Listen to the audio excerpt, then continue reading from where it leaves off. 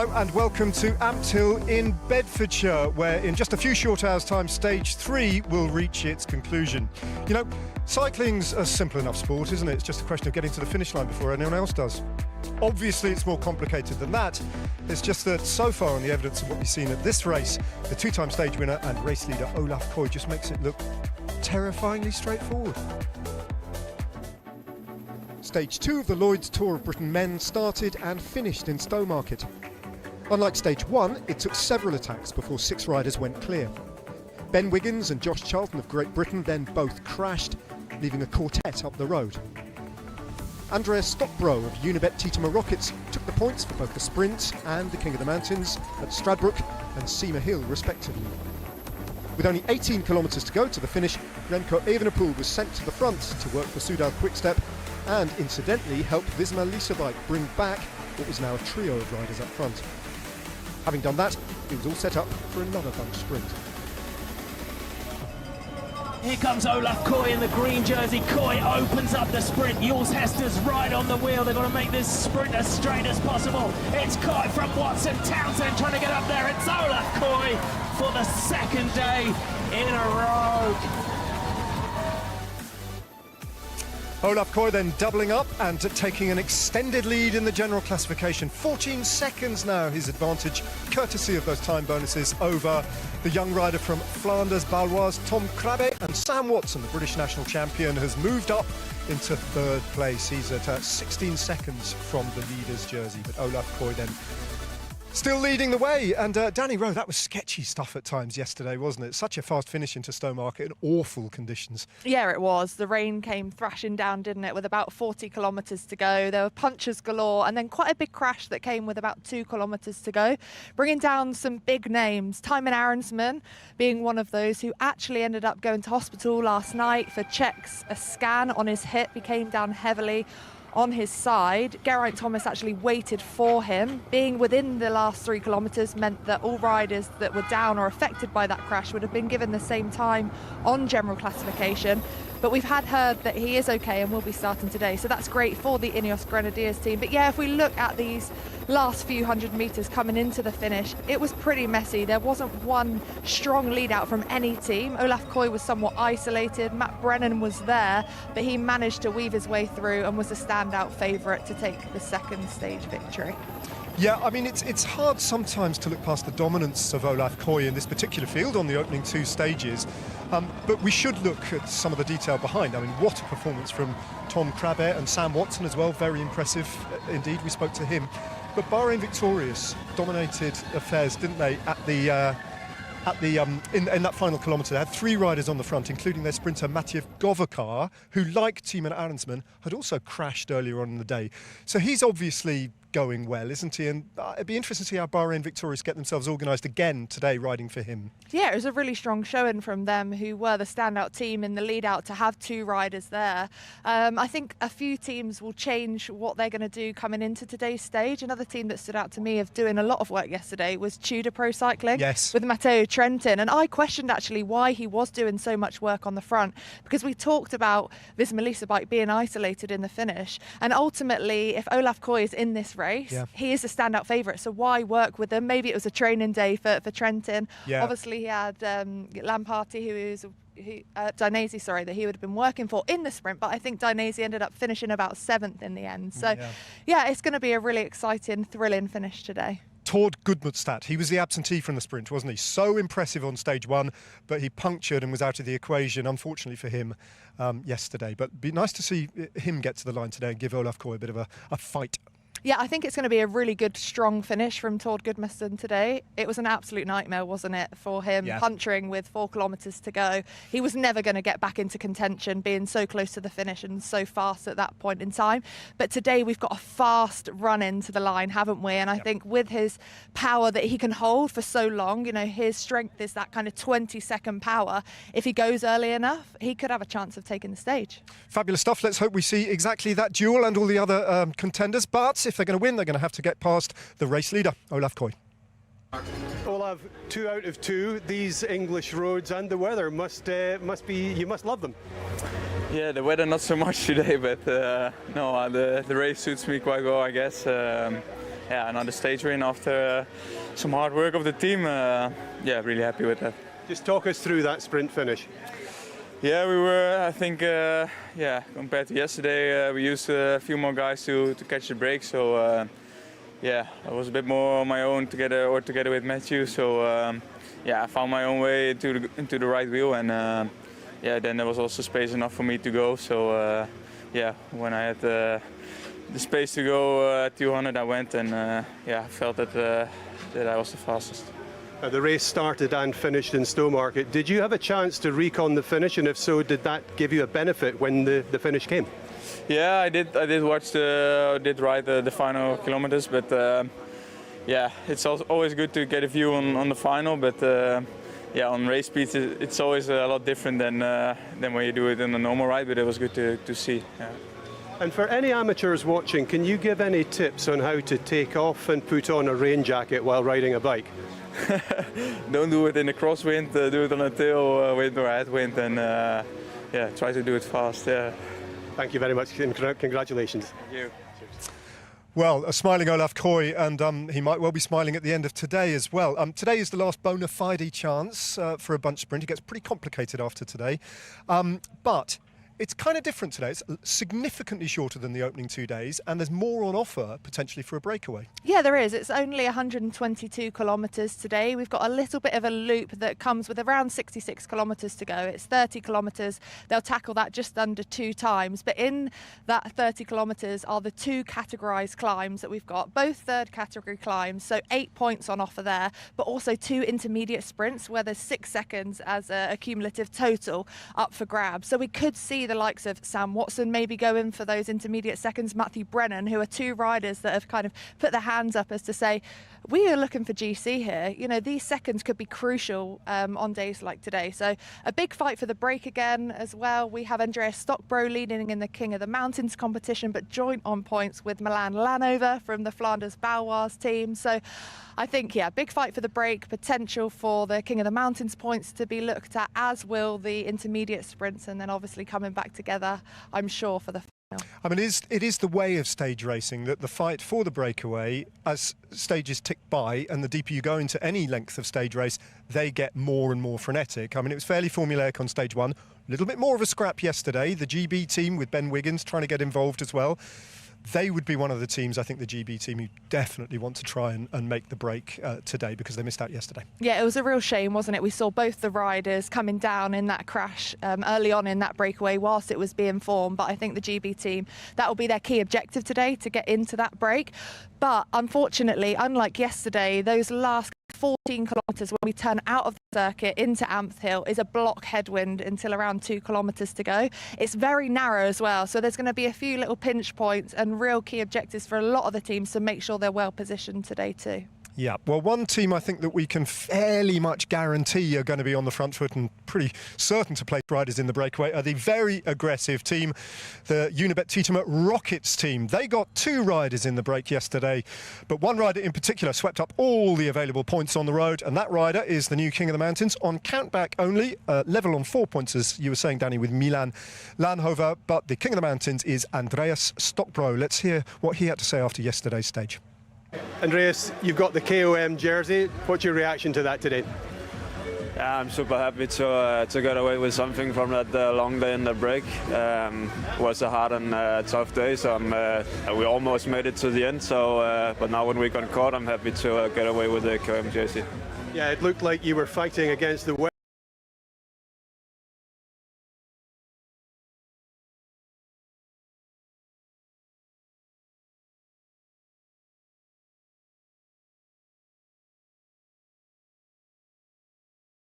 He likes the British weather. Good on him. I have to say, at the moment, we're just occasionally getting a little drop or 2 of rain here. Hopefully it'll clear up, and I think the forecast is a bit better for the next few days. But let's just reflect on the King of the Mountains jersey in any stage race, because sometimes if you're new to cycling, it's a little bit of a misnomer. It's a hard thing to understand, isn't it? for number one, we don't have mountains in Great Britain. We have little hills. And number two, it's not necessarily for the best climber in the race, is it? It's actually for the most aggressive breakaway rider, essentially. That's what it's there for, isn't it? Yeah, it is, absolutely. So we've got those riders looking at that classification, trying to get into the break, trying to pick up as many King of the Mountains points as they can. And sometimes it's not a key objective coming into a stage race, but actually it happens quite organically.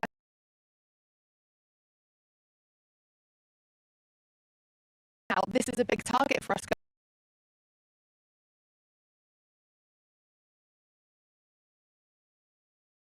Again, a big fight from Team Flanders Baloise and the Unibet Titema Rockets team for today. Yeah, that's beautifully put. Sometimes you do get riders who almost accidentally get themselves into the King of the Mountains jersey and then reflect on that and go, oh, damn. Now I'm sort of duty bound to do this day after day after day. I'm in this fight that I wasn't expecting to be in. But a team like Unibet, Titema Rockets and Flanders Baloise, they'll actually target it now, won't they? That'll be a legitimate result that they'll be chasing. Yeah, for sure, because realistically, they're not going to be in the fight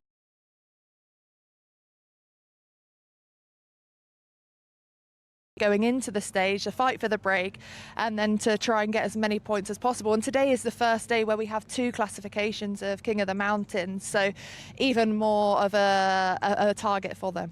OK, Danny, and just on a brief note about our environments that we find ourselves in here, this is my home county of Bedfordshire. Do you like what you've seen? Well, I've got to be careful, haven't I, next to you from this area. But yeah, it's beautiful. It's lovely, it's really nice, really nice. And it's just, I hope it stays dry because, again, there's lots of white lines on the road in the run-in, a few pinch points. Yep. So for the riders, I think they'd be happy if the sun stays shining. Yeah, I can tell you for sure that when Danny and Lizzie arrived here and actually looked at the finish line, they both went, oh, let's have a look at this in a bit more detail with their racers' brains on, because it is pretty complicated, the final. In fact, all day, it's a little bit complicated. It's pretty short, but there's a lot to absorb. Let's have a closer look at Stage 3. At just 122.8 kilometres, Stage 3 is the second shortest of this year's tour. From the start in Milton Keynes, the route heads into Bedfordshire, passing through Woburn, Toddington and Barton-le-Clay before turning north. After 56 kilometres, the riders start a 30-kilometre loop consisting of two passes through the intermediate sprint at North Hill Road and the Cat 3 climb at Hill Foot. After the second ascent, there are only just over 16 kilometres to the finish in the historic town of Ampthill. Well, for all the riders who will be slowly but surely making their way to the sign-on podium in Milton Keynes, and we'll see them fairly soon when we get live images from the start. The main challenge will be at Milton Keynes. Well, partly to avoid the rain, as we look at live images there. It is pouring down by the looks of it in Milton Keynes, just down the road. But tactically, the big operation today for all those teams with sprinters to look after today will be, how do you disrupt the race? How do you prevent Visma Lease Bike with their strength in depth from bringing Olaf Koy into a position close to the finish line here in Ampthill, where he can launch a sprint, and as we know so far, he is pretty much unanswerable. That's the challenge of the day.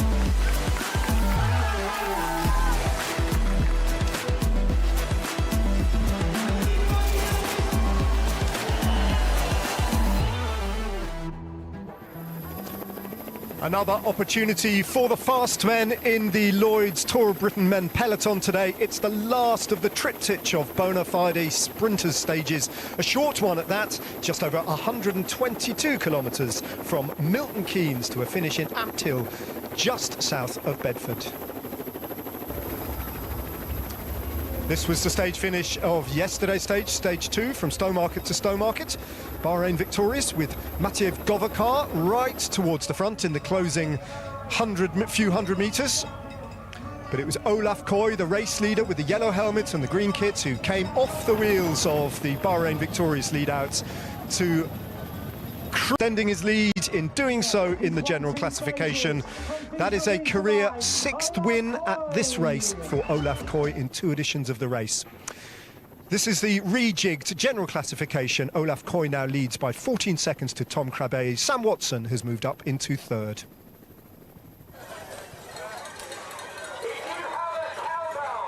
Here we are down at the start then. Visma Lease bike on the front, and there is the race leader with a rain jacket on, Olaf Koy. Probably the last genuine opportunity for him to add to his tally of stage wins here. Milton Keynes to Ampthill as the crow flies is not a tremendously long way, but it's 122 kilometres in total that they'll have to take on today, and for the breakaway there's a lot more to go at. Let's have a look at the route map. At just 122.8 kilometres, stage 3 is the second shortest of this year's tour.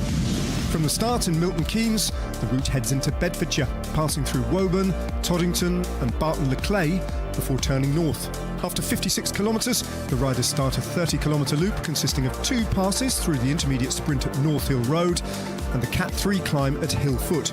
After the second ascent, there are only just over 16 kilometres to the finish in the historic town of Ampthill. That's the way it looks, and this is Milton Keynes, the start point for stage 3. Overcast, as you can see, a forecast that is at best mixed.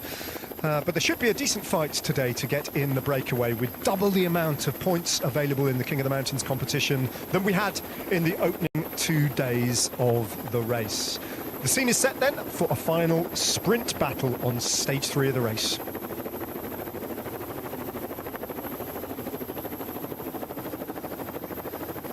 The helicopter is in the air. The race is about to get underway. It's quite a long neutralised rollout as we look down on central Milton Keynes. It's stage 3 today, 122.8 kilometres from Milton Keynes, where they're lining up to a finish in Ampthill. Let's get down then to Marty McDonald, who's joined once again by the former world champion Lizzie Deignan. Good morning, everybody. Welcome along Milton Keynes. The start for today's stage of the Lloyds Tour of Britain men, 122.8 kilometres. See, the rain jackets are on Milton Keynes with its distinctive grid format.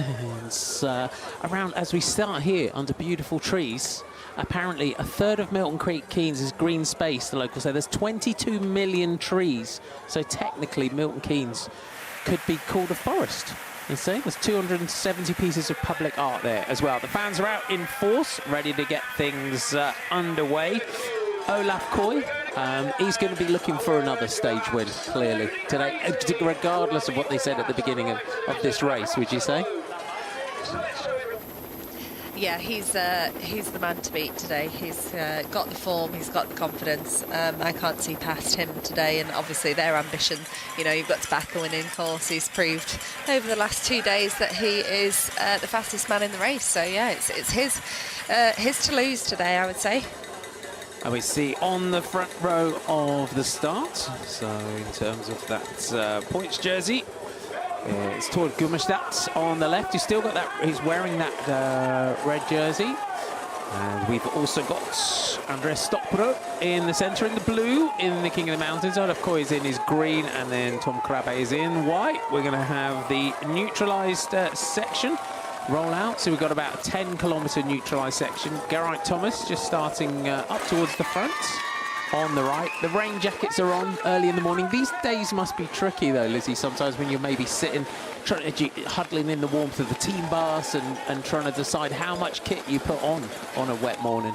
Yeah, it is, definitely. I think, you know, you want to stay warm. The neutralisation is quite long today, so you do have the time as well after the neutral to take off your jacket and bring it back to the car. I think it's a good way to tell who's going for the breakaway based on what they're wearing as well. So whoever's rolling out with no gilet, no rain jacket, no arm warmers, no kind of any sort of protection, you know that they're going to be one of the first attackers, like our any colour rider right in the centre. Yeah, absolutely. I mean, it used to be a thing that people didn't really warm up for races, and more riders are warming up on turbos outside buses. But I remember, you know, you'd look out the window of the bus and you'd see people on the turbo and think, oh no, they're going for it from the gun, it's going to be harder than we expected. So I'm sure people have warmed up anyway.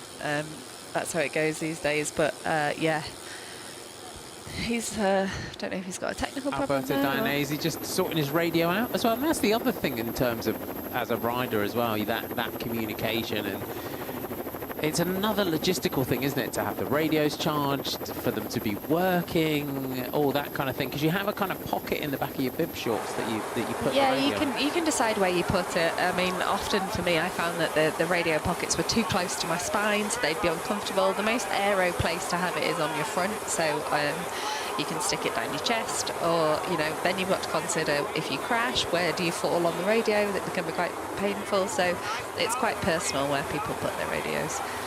And there's so much thought process that goes into things like that, and someone will have done that in a wind tunnel as well, won't they, as well, to test where the fastest place is. Do you know, I think it's one area in cycling that maybe hasn't been thought about enough. The radios are quite heavy, they're quite big, quite cumbersome things. I'm surprised that nobody's come up with something better yet. But I think a lot of it is to do with you need a good signal, so you don't want to compromise the communication for lighter radios or more aerodynamic radios. I think the communication is still a really important thing. But yeah, you've got riders here who are starting in rain jackets, some that aren't, but even things like planning where you put your food. Rain jackets now are very aero, so they're quite difficult to get on and off. So I used to find that I'd pack my rain jacket with food, but also underneath my jersey with food, and you never want to be in a position where you chuck your rain jacket off and you forget that all your race food's in there. So yeah, there's things that you don't think about that are actually quite important. Yeah, because we see as well in terms of riders when they go back for bottles, and now with how aero jerseys are, when riders are trying to get multiple bottles for their It's really their difficult, yeah, well. Really difficult to fit them in. And do your snack as well, when you fill up with your food in the morning, does the food selection that you take when you're leaving change from the food selection that you'll take as the day goes on? No, I mean, everything is so well thought out in terms of nutrition strategy, so generally you know what you need. And things like, you know, caffeine gels, for instance, you only want to take them towards the back end of the race, so usually you'd plan it out. So I would always have caffeine on the right-hand side of my pocket. So it just becomes a really easy process that you don't have to think about, because often eating in a race is sometimes harder than it looks. It's not that easy to, you know, have a look in your pockets and think about it. Often you're eating under pressure, so you want to make it as smooth a transition as possible. And also in cold, wet weather as well. I mean, I always remember as a sport director being on the radio saying, don't forget to eat, don't forget to drink. Yeah, you actually have to eat more when it's cold and wet, and it is harder to eat, particularly in the spring when your hands are frozen. Trying to eat and chew when you're under pressure is not actually much fun. So little trick. So the fans, just remind them they need to be at the front, not in the middle a little. Of course, the joke of the middle a little. Yes. You go in for a box of pasta and come out with a canoe. Well, I love the middle aisle, don't we all? Or a chainsaw, something like that. I really need to chop that tree down. Yeah, I love how invested the fans get in their signs though.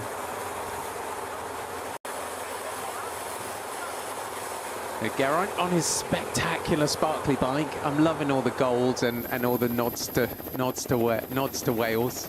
Yeah, nods to all his achievements as well throughout his career. It's a really nice touch. I hope he's going to display that somewhere nice. That bike when he finishes, get it clean, hang it on. Is it a hang it on the wall kind of bike, that one? I don't know. I think as a rider, often you want to be able to relax in your own home. I've had riders, teammates who've hung up bikes in the living room. I thought, gosh, I'm not sure I'd want to be relaxing and watch, seeing the bike in the corner of my eye. But each to their own. Who knows? Maybe G's got a shrine ready and waiting. We'll see. Yeah, because if you retire and don't keep riding your bike, it's like that constant elephant in the rush. You'll be riding that, shouldn't I? Right, we're on the rollout. We're heading towards kilometre 0 here on stage 3.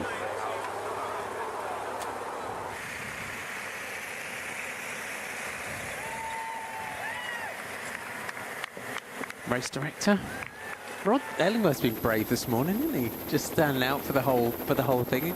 Yeah, I suppose he gets to be in the warm of the car for the rest of the day. He does, yeah. It's not raining right now, I think. So that rollout for the riders this morning.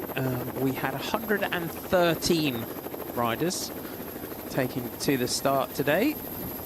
And ahead of them, we expect, we would say, on the route. So double points on the King of the Mountains today. So given Andreas Stockborough yesterday, I think maybe for him, they try and get in the break. The King of the Mountains do come a little bit later on, but you'd expect that break to be established and see him up there. Yeah, I mean, it's a great thing for the team to be on the podium. He's wearing the jersey now, and like Danny was saying in the intro, sometimes it's kind of an organic process of deciding to go for the Mountains jersey. It's a competition that kind of develops based on how the dynamic of the race progresses. So he's wearing the jersey now, and I expect him to want to keep it. Ben Wiggins and Matt Brenner just having a catch-up. It was a shame. I was so sad for Ben Wiggins yesterday going down when he had made it into the breakaway, because let's face it, it's not easy to get into the break of the day, is it? No, it's not, and he did a really good job of being there. But these are all things that you get, add up, experiences that add up, and he'll have learned from it. He maybe won't go into a corner so hot again. Ethan Hayter, just on your right of your picture here. Sudal Quickstep. He seems a happy bunny this morning, having a chat with Alice Wood in the car. Yeah, he does, yeah. Alice Wood, former pro, just for first year retired. She's out there getting involved with race directing and learning the ropes. And yeah, absolutely, it's good to see her getting stuck in, and she's had a brilliant career, and it'd be a shame for her to step away from cycling. I think it's always good when people stay involved and share their experiences, and yeah, she's like I say, had a great career, so it's good to see her. And as a former rider as well, to sort of be learning this sort of role. Rod was a great rider as well, but it helps to know how a race and a course should be and evolve in being involved in races, course creation. Yeah, particularly in route design, I think it's really valuable to have rider experience, because there's lots of different things that if you haven't had the experience of racing yourself, you maybe wouldn't realise are important. So it's great to have her expertise as well. Definitely. Everyone as well, the peloton, we see riders just dropping back, moving up. Looks like Flanders Balwaza are looking to get into the breakaway as well. Yeah, there's no rain jacket there. That's a proper rainy Belgian day. Short sleeves. Yeah, indeed. No right on the bumper of the car, he looks like he's ready to go. Yeah, definitely ready to go. Josh Goliker there in the fluorescent yellow GB Gilet on the pink and black bike. Looks like you sense that, I mean, the Great Britain team are going to want to get in the breakaway again. Josh Goliker's already been in a break, so you're sensing as well. He could be one that might want to go. I think Matt Bostock's on the other side. I think Matt Bostock will probably want to wait for a sprint rather than getting in the break. Yeah, I think, we're heading into hillier terrain, so today is probably, if you're not a sprinter or a climber, if you're in that middle ground, it's probably your last day to make the most of getting into the breakaway. So I think it'll be quite active at the start with people trying to get into the break. So A little roll around out the back here, the Camelot AG Tour, La Mondiale, as Bastien Tranchant. Andreas Lechnersen there, Norwegian champ. So Matt Bostock and Team GB all towards the front.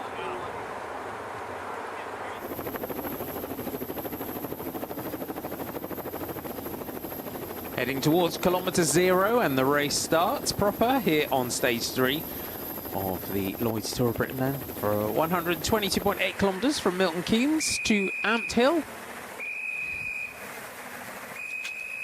So the riders and the commissaires and the officials. So neutral is an interesting one. Sometimes the decision to have a longer neutral is based on the fact that the roads are dangerous, leaving a town. Sometimes it's based on the fact that they wanted to start the bike race in a town, but they have to consider the overall length of the race. So today we've got a longer neutral, and I think it's probably to do with the fact that they're considering the total distance over the stage race rather than safety, because the roads look pretty okay for a race. They're pretty quick roads as well. If you kind of, as well, it's sort of, if you start and just drop the flag straight away as we go past our schools, they'll be quite happy to come out and watch the bike race this morning. But also there is that sort of that pause, as we say, get the race out of the town, get everything going, have a little procession past the school, that kind of thing. Yeah, that school's made a brilliant effort. It's brilliant to see them out. Yeah, you know, there is small parts of road furniture here and stuff, but it would be safe to race along here. But like we say, there are sometimes restrictions on your average race distance and things like that. Things that you don't ever consider as a rider. Sometimes you can be frustrated with the length of a neutral, but sometimes neutrals feel too short. Neutrals can be uphill. The worst thing in the world is an uphill neutral where the lead car is driving too fast and you're already dropped. We have to as well, don't we? You look at the neutral and it's like a Cat 1 climb. Oh, the pain. Straight up a mountain. It's just, I mean, that's a savage start to the day when you get that kind of thing. Great Britain national team, Matt Bostock here. And the rain is falling. Yeah. You could see the big rain jackets coming out as well. And that, as well as when you've got that 10 kilometre neutral, that also as well, you have to take that into your feeding, don't you? Yeah, absolutely. I mean, often you start already eating and drinking in the feeding, in the neutral, sorry. I mean, you're just, we see you're on the start line, it's on the rollout, it's a full process. Bauke Mollema. He looks delighted to be there. He's not a happy chap. Well, the worst thing actually is when it's raining like that and you're in neutral and you're riding so slowly, you're just getting cold and wet in that 10 kilometres, and you just want the race to begin so you can actually warm up, you know. Yeah, I suppose because people, you might think, well, it's a bit of a warm-up, the rollout, but it's not. No. You're getting the spray from the car. Bauke's shaking his head there. He's getting some spray off the car, yeah. So Thea Gegenhardt also up towards the back of the car for the team of Little Trek. So the car just starting to pull away. We did see a few riders just dropping behind just a tiny bit. They do wait till everyone's together, don't they? We've seen that on the opening days where a rider might have punctured or had a mechanical or stopped or... Yeah, that's the rule, that they need to wait till the peloton is all together. So you might have a 10k neutral, but somebody punctures at 9.8 kilometres and you have to wait for them, and the race doesn't actually open until that rider is back in the peloton.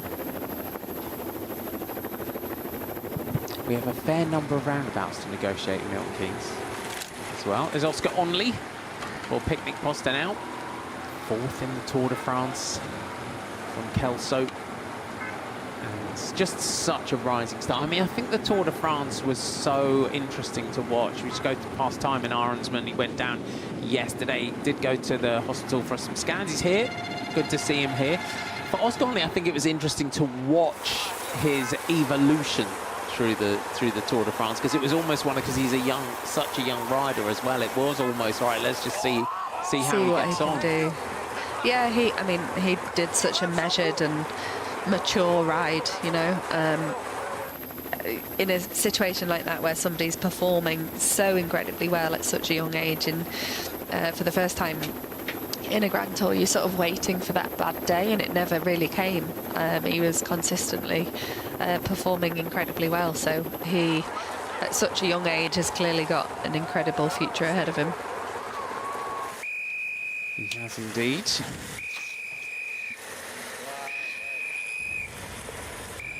Just indications, as you can tell, there's a lot of signalling and whistle blowing that goes on in the sport of cycling. Just directing everybody.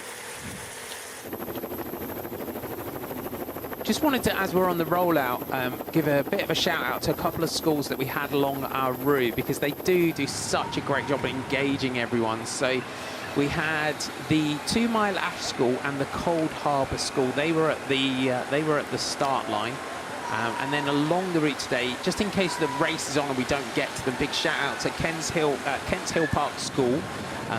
They are opposite them, the staff from the Open University, and Bow Brickhill School, who are very soon after kilometre 0. So big shout out to all our schools who have been out and getting involved and getting engaged with the race. And the 2 Mile Ash Primary School, because while we're still on a rollout, it's really interesting. So Jake Saville, the head of PE at 2 Mile Ash Primary School, he leads a Fridays bike bus every Friday during term time from March to July. And what categorised the success of Jake's bike bus is the support of parent volunteers, led by the strong head of PE, Jake, and the support from the senior management team. And 2 Mile Ash recently won the Milton Keynes School Sports Partnership Active Schools Project of the Year 2025. This award is for the impact for the Friday bike bus has had on the school community, and thanks to wonderful parent volunteers, up to 50 children and parents enjoy safe, fun cycle rides into week. Love that. That is brilliant. Yeah, very impressive.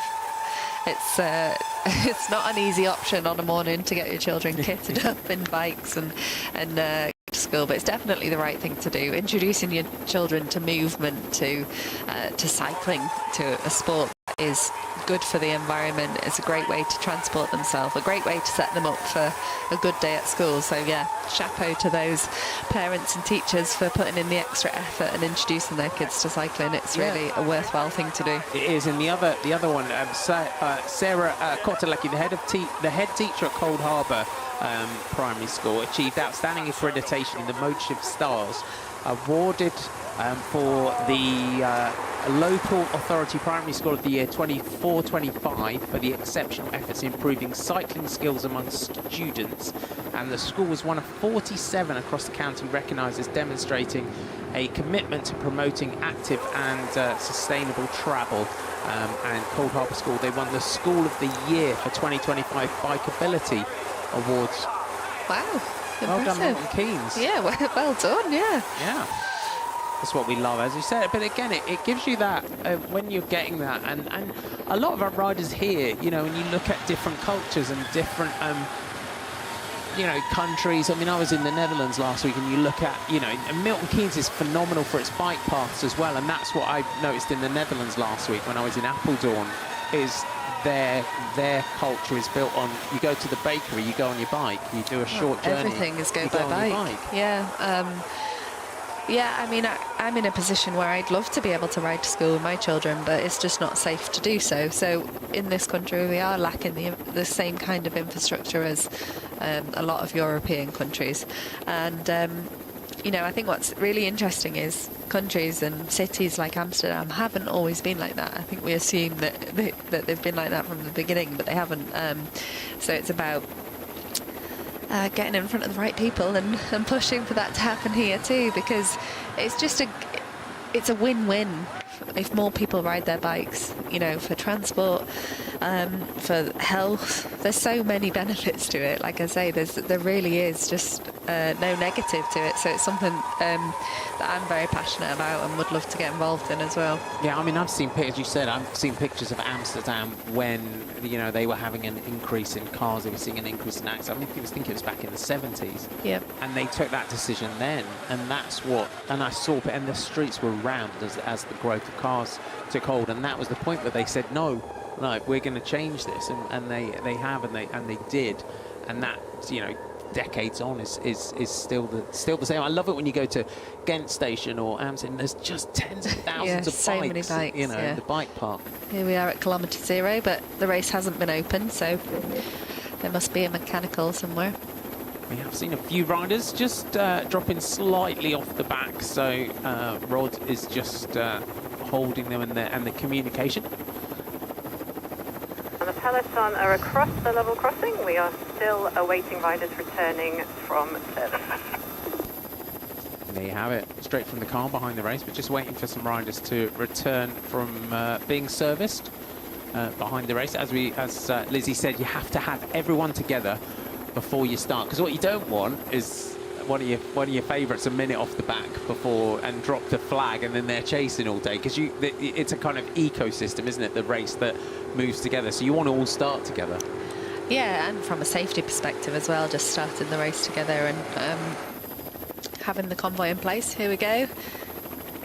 That, I think, is Bauke Mollema again, going for the first attack of the day like he did yesterday, so he's clearly keen to get warm, I would say, if we go from the judgment of his face behind the race car. Alberto Dainese made contact as Bauke Mollema launched his move off the front. We are through kilometre 0. We are off and racing, and it is the little Trek rider, Bauke Mollema, who cut a fairly chilly figure on the back of the lead car on the rollout, has now decided it's time to go. And Bauke Mollema, it's a sort of effort that Bauke Mollema could do all day. Yeah, I think, well, in his position, you know, if he can get out in front on his own, it's not ideal. What he'll want is people to jump from behind across to him. But what's great for him physically is that he doesn't have to react to every acceleration.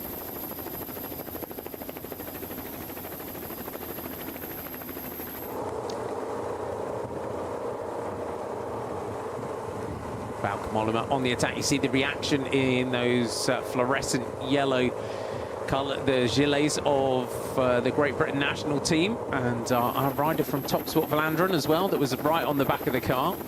Looks like Ben Wiggins that's going here for Great Britain, and Soudal Quick-Step just bring that one back. There is this point as well, when someone like Bauke goes up the road, that the rest of the big teams go, he's all right out there on his own today, isn't he? Yeah, there is, but at the same time, it's not ideal for Bauke. Nobody wants to attack solo this far to go.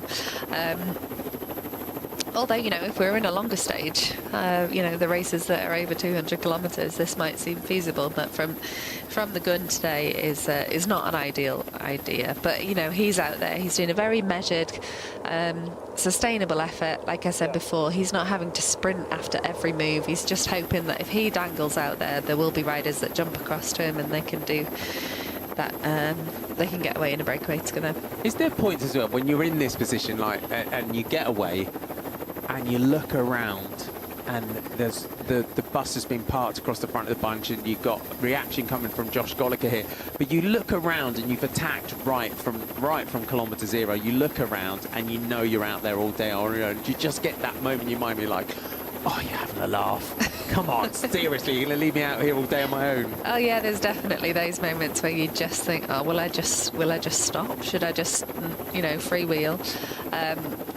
But at the same time, you've made the effort to get there and you just push on most of the time. They've got a nice gap, although they're not, the peloton isn't happy.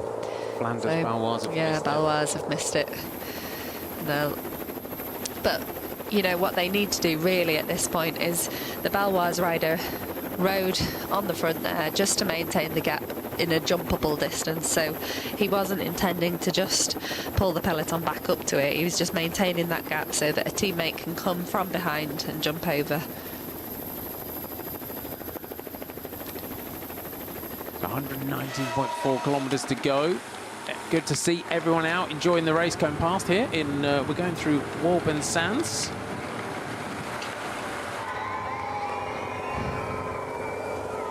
Getting all the local schools out. Great to see Josh Golliker through on the front. The Univet Titama Rockets team also getting up here and getting in on the act, but all back together. The Decathlon AG2R Le Mondial team not happy with the composition of this one.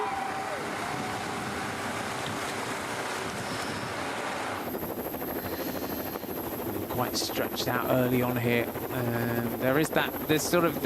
You're getting now this sort of sense on day 3 as well. There's that for the rest of the peloton. Is it that feeling of, okay, we need to just let something go, just to let things settle a little bit as well? Yeah, I mean, the earlier the break goes, the better, generally, in terms of settling the race down. And it just, it leads into that sort of traditional sprint dynamic. The more jumping around that happens in the beginning, the more energy everybody is using. So hopefully it splits soon. It's such a relief when that split finally happens and you know that, okay, whoever's in the breakaway has gone and you can settle into that rhythm. Josh Golliker one side of the road. Looks like Matteo Trentin is keen to get into the breakaway today. So the man from Tudor Pro Cycling, no stranger to a Tour of Britain stage win from a breakaway, former European champ. But you can see straight away Visma Lisa Baker not happy with Trentin in the breakaway. They're closing it down straight away. That Oscar Onley getting in Oscar Onley as well. So yeah, probably more scared of Oscar Onley than they are of Trentin, considering what's to come. I love that Oscar Onley's just trying to He just snuck in there. Very nice. Sneaking in there into that little move. It won't take long for that to come back on the radio, and there'll be some damage control straight away.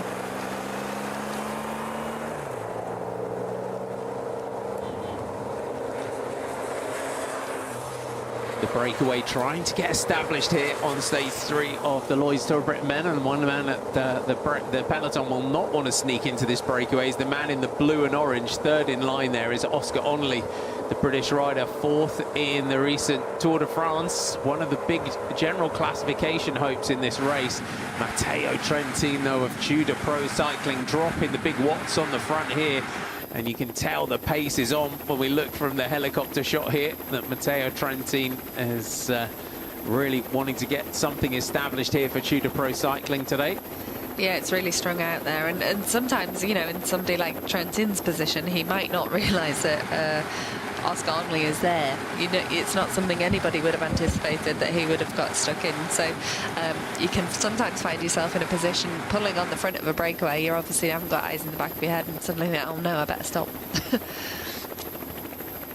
In this one as well, it's day 3 as well when you've got a sprinter like Olaf Koy that's won the first 2 days, and the dynamic of a team can sometimes change, can't it, on day 3, where they came in with Dionysi as their sprinter and he's really just not quite there at the moment. Yeah, he's not. I mean, he's been in the top 10 both days, but that's, you know, that's not what the team's looking for. And if you're, you know, weighing up your options and in terms of trying to get a stage win out of this race, maybe a breakaway is a better option. So I think they will race more with an open mind. You know, he will still completely focus on the sprint, but the rest of the team might have a little bit more freedom to go in the breakaways. And that might be that sort of, okay, just look after me later on, you know. Yeah. And it's just that sort of bringing a rider up and depositing him on the back of the other lead out. Sometimes you have to then shift as a sprinter and be a lot more, you know, surf around a lot more. Yeah, I think, you know, the most successful tactic yesterday was Krabbe. He was second and he was on the wheel of Koy into the final. So if I was a sprinter in this race, that would be the wheel that I would be looking for, and it's a tactic that can work in terms of just, you know, not needing necessarily the full team for a lead out, but just being, like you say, deposited on the right wheel, and Koy is the wheel to be on. Big attack here. Looks like Casper Pedersen from Sudal Quickstep. Potentially it's going on the attack. Sometimes with the big rain jackets and everything like that, it's... It can be quite difficult to tell who everybody is when they've got a rain jacket on, and in difficult conditions, sometimes you can sneak into breakaways a little bit easier.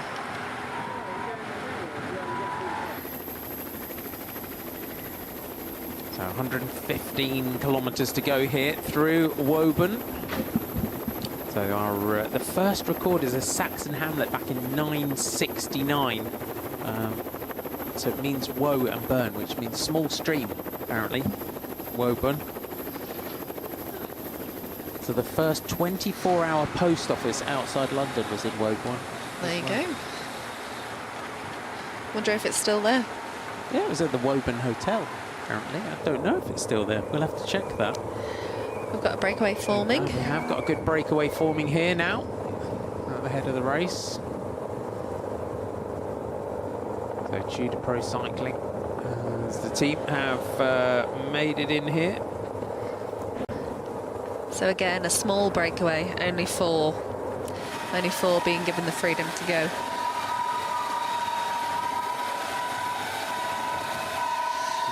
Kirby, might be Ben Chilton that's got up there as well. For Great Britain, we'll get a double check in a moment. So great views, but this does look like the peloton might be content with this one in terms of the makeup of this breakaway group. There's our white jersey of our best young rider, just towards the back of the bunch there, Tom Krabbe. Did a great job for the team. There he is, just on your left. Got that white jersey on for the Team Flanders Baloise. Yeah, there seems to be a general contentment there with the peloton. You know, there is space if somebody wanted to squeeze through and try and jump across. They can see the breakaway just ahead of them, but there seems to be no intention from anybody to do that. So breakaway just going over the crest of that little hill there.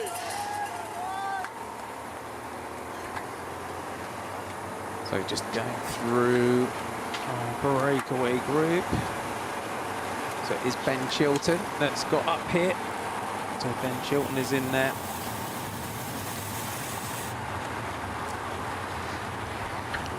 So there as well, Matisse Rondo.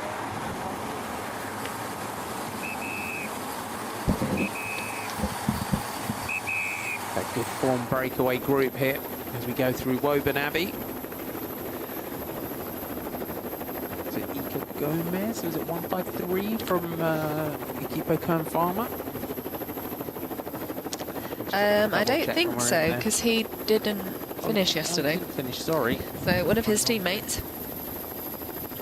The great shots here of Woburn Abbey.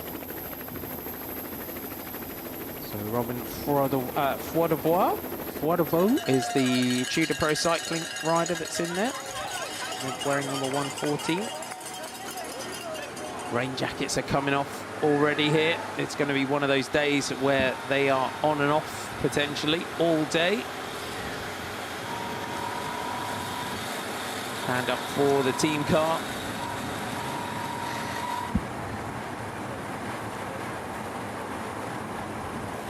So working really well together. It's established. So it is Casper Pedersen that's in there. It's Mats Wenzel that's in there. 156 for Equipo Kern Pharma.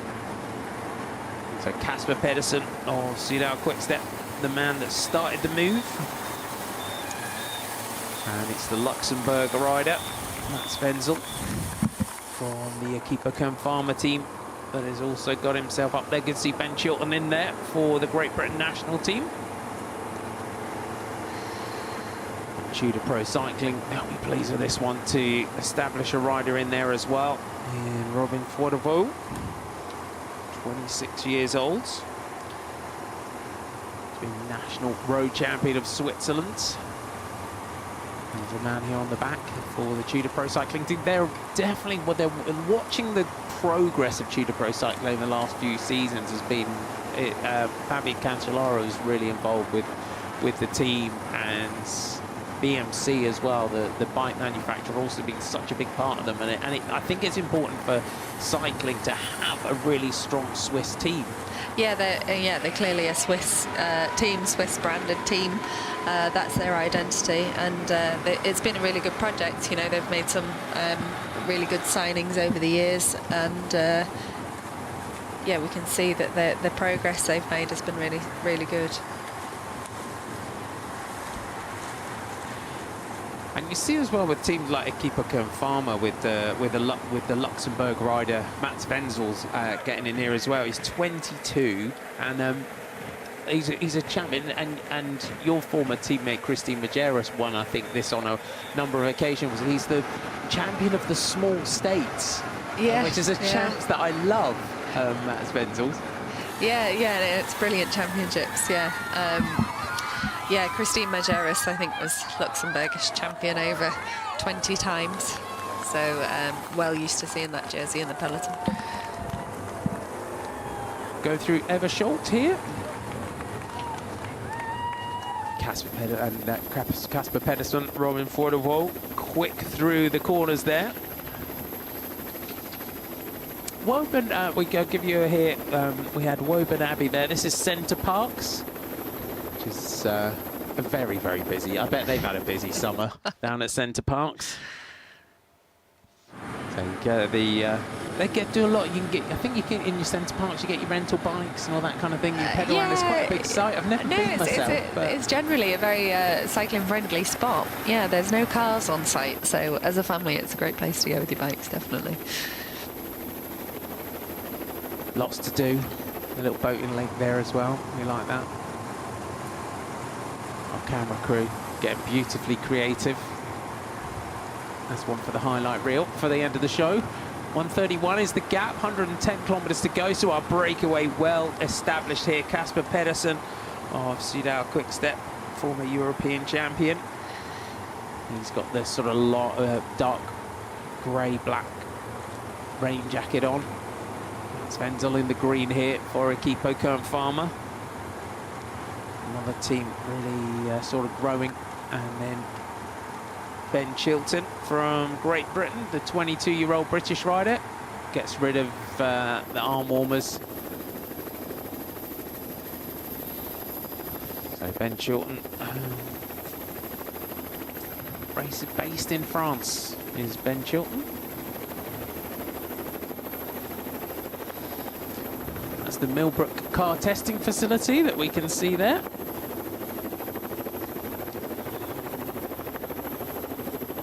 Alex, you can have some good bike races around there, can you? Yeah, that's a great circuit.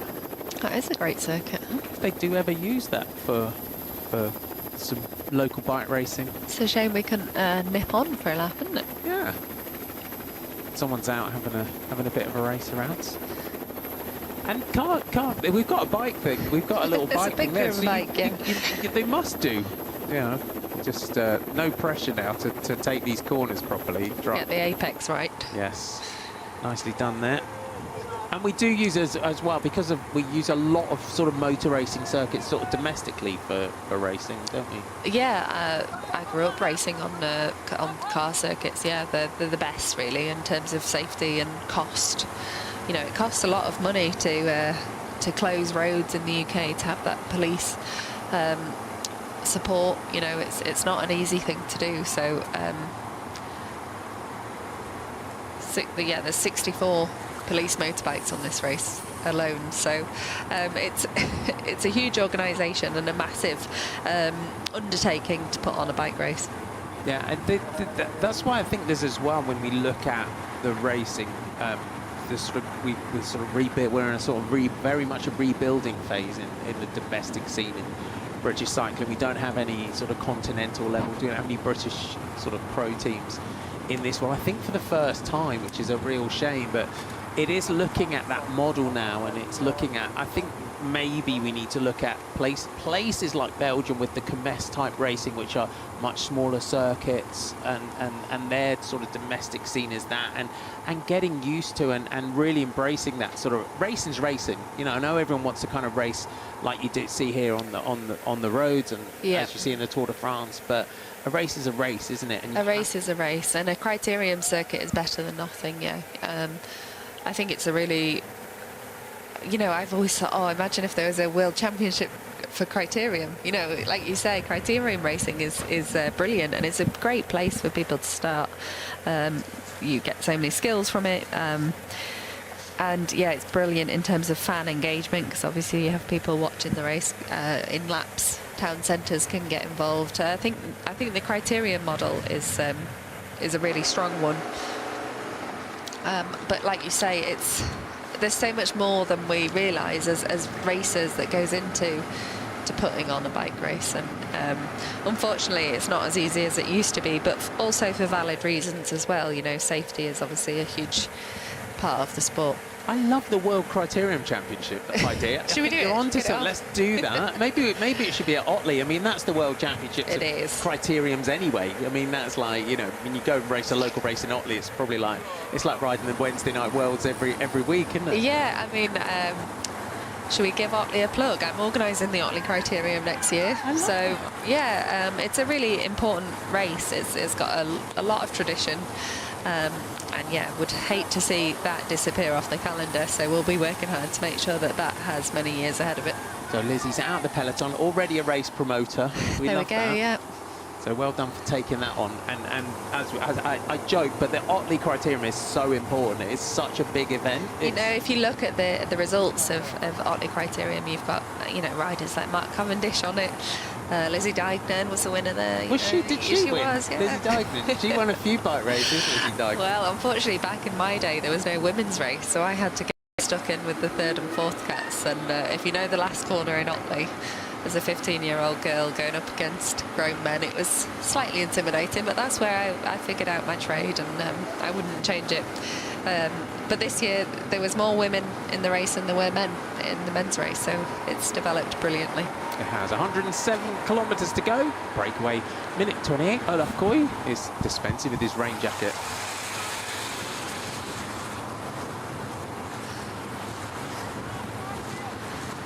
Oh no, it's like deja vu. A puncture in the breakaway, I think, just like we had yesterday, which, when there's only 4 riders, has a real impact. But I think it might not be a puncture, it might be a mechanical. He was pointing at his back wheel anyway. Maybe it's more to do with his gears than a puncture.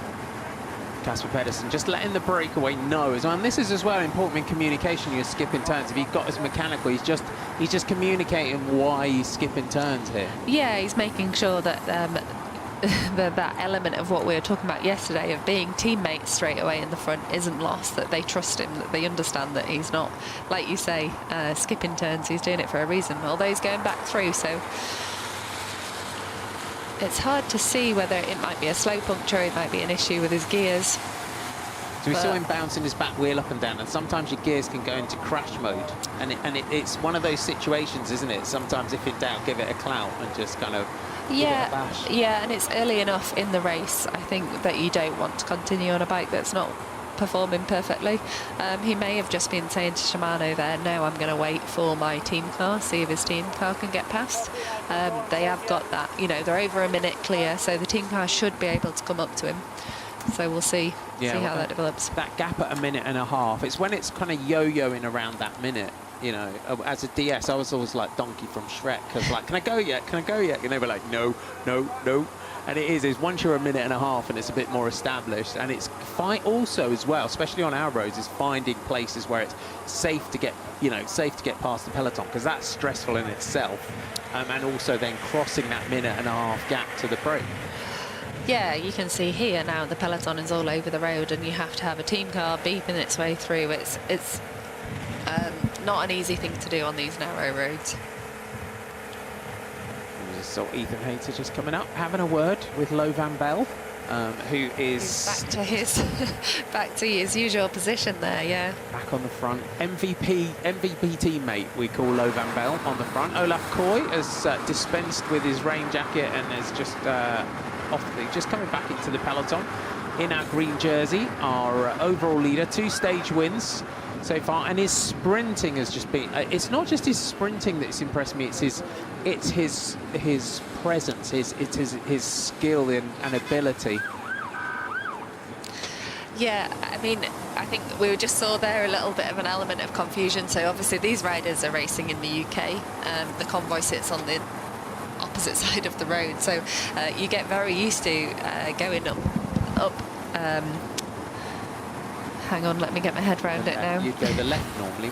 We go up the left-hand side, whereas in the UK you need to ride up the right-hand side of the convoy. So for all the directors, for all the riders, sometimes racing in the UK can be a little bit funny in the caravan. You have to get used to that. I think usually here, though, we are feeding on the right-hand side of the road, which they have copied the sort of the blueprint from Europe, so that's not different, at least, because I think as a rider you're very used to catching your bottle with your right hand, so to suddenly have to start catching bottles with your left hand would feel too strange. So I think that's a good call. Yeah, we've got to make it easy for them. Great Britain, your rider 181 has a puncture. 181.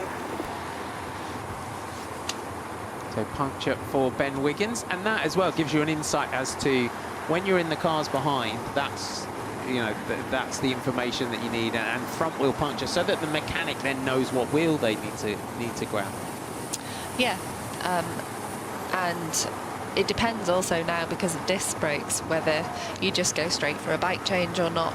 Often for us it depended on where you're positioned. So the bikes on the reef are positioned in order of importance. So your GC guys would be front left, your sprinter front right, and it would always be interesting as a rider. You'd look on the roof to see sort of where you stack. And if your bike's in the middle, then you know that yeah, it's going to be a long bike change. And our youngsters out. 103.5 kilometres to go. Our schools are out in force.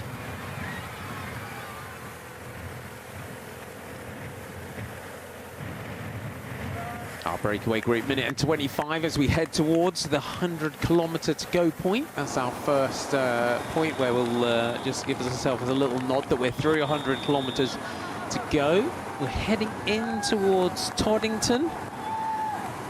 And the Icknield Way path runs through the village, which is a 110-mile journey from Ivinghoe Beacon in Buckinghamshire to Nettershall Heath in Suffolk. And the Icknield Wheel Train, my apologies, is a multi-user route for walkers, horse riders and off-road cyclists. It passes through the village.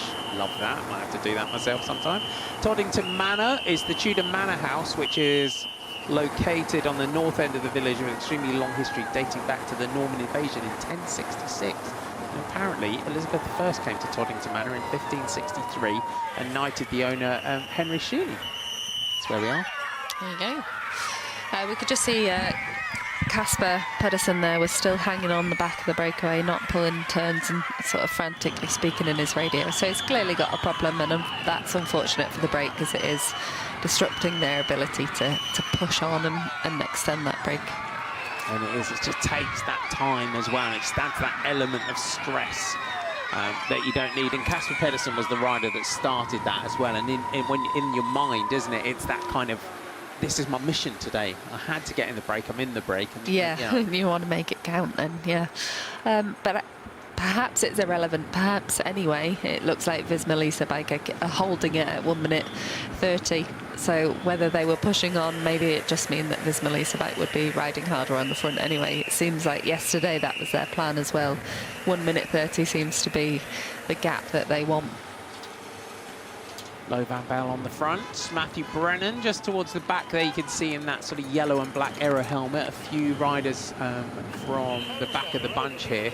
And Low Van Bell, I think we need to, if we can, it's by the end of, when we get to the end of stage 6, is try and calculate how many kilometres Low Van Bell has spent on the front of this race. Yeah, we do, and I think shout out to him for the combativity award at some point.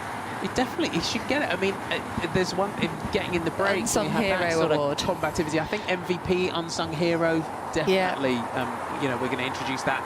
Casper Pedersen's team car makes it up to him, and so we'll just see if he just goes straight bike change here. He's just talking into the radio, and it will just be a prep for the team, just to let them know what he needs. And again, team car just moving over to the left here in terms of that sort of shift in making sure that sometimes, you know, if his bike is on the inside of the rack, like we were talking about, and is harder to get to, sometimes the car is allowed to go in front of the riders, park up, get the bike off and hand it to him on the side of the road. That was him just bouncing on his back wheel, just waiting for them to get there. And he's going to go with a front wheel change. Power tools are out. And it is swift wheel change. So much pressure on the mechanic. Yeah. Oh, a nice wheel. Nice, that was nicely nice. That was done. nice. Going to see a good push here too. Yeah. Very good. Good old push. Mechanics back in. That was a swift one. And Casper Pedersen is back and on his way here. And he's lost, He'd lost nothing. I mean, that as well. That's why we. It looks like nothing, but honestly, yeah. Marty, that's painful. It's still an effort. It's still an effort. He could do without it. You know, you've still got 3 versus 1 there. I mean, they will be soft tapping at the front. There's no point for them to push on and drop him. He's such an important rider to that breakaway, so they will be waiting for him. Yeah, a lot of strength for Casper Pedersen in that race. As we said, he's the rider that started the move, and the mechanic as well behind. Will just, as the team car comes up, just to see if he needs anything. Yeah, it's a good time to give him bottles now. You know, that team car will go back to the peloton now, so it's about making sure that they stock him up while they can. I think, you know, as well, Visma Lease bike should have been told in their radios the situation. You can see they may just back off a little bit as well, because it's in their interest to maintain the gap. They don't want to bring the breakaway back. They don't want other riders to be in a position where they think they can jump across. So they need to make sure that the gap's big enough that nobody has the incentive to jump across and strengthen that breakaway. Indeed, Visma Lease bike working hard on the front. They've got 2 options in the sprint. The rider moving up in the yellow and black, right in the centre of your screen. Matt Brennan. The pre-race interviews on day 1 as we look at our King of the Mountains leader, Andreas Stockbro, here of the Unibet Titema Rockets. Just going back to the car. But the feeling today, given that Olaf Koy's won 2 stages in the green jersey, do you think they'll stick to that plan and give Brennan his opportunity to sprint? No. No. Just straight out no. I don't think so. Oh, I mean, imagine the pressure as Matthew Brennan then to sort of stick your hand up in the team meeting and say, hang on, it's my turn, come on, you know. They're still both very young riders at the start of their career. Different dynamics play into that. If it was an older rider who'd had loads of wins, I think Koy is still at a point in his career where every win counts and is still ambitious, and you know, he's proven that he's the fastest in the race. I don't think there'd be sort of any gifts at this point. Every sprint and every win, again at 22, every win is value. Yeah, absolutely. And we haven't seen where he's going next year in terms of team-wise. And we haven't had any announcements. So spoken like a true agent, Marty. You're like there. You're going in negotiations. But in terms of that, you know, you kind of go, well, look, he's won every sprint stage of a race. Yeah, and you know, it's a prestigious race. To have this many stage wins to his name in the Tour of Britain is really important. And he's proven that he's the fastest man in the race. So I think it would be an unusual move to go for Matthew Brennan today. Considering, I think, you know, it's more of a pure sprinters race still today. Matthew Brennan will have opportunities. We're heading into lumpier terrain tomorrow and the days after. So I would expect they'd stick to the winning formula. Yeah, we just saw the Team Flanders Baloise all up on force now as well, and we're seeing a dynamic shift from them as well, with Tom Krabbe taking 2nd on the stage. Yeah, that was yesterday. A brilliant result for him yesterday. Also, he's in the Young Riders jersey as well, so I think they probably are starting to think about that as well. As we said before, we're heading into lumpier terrain tomorrow. We don't know how he's going to perform on that, but you know, he doesn't need to waste energy going in any breakaways today. He needs to protect his legs ahead of what's to come. But also it was his positioning in the way that he read Sam Watson, Luke Lamperti Olaf Koy, and he was right, as you said earlier, he was right in the position on the wheel. Yeah, I think he timed it perfectly. His sprint, you know, it's not perfect unless you win, but actually I think that was the best result he could have achieved yesterday. So yeah, he did a brilliant job. He did indeed. Can he do it again today? We're inside 100 kilometres to go. Brake holding well at 1:15.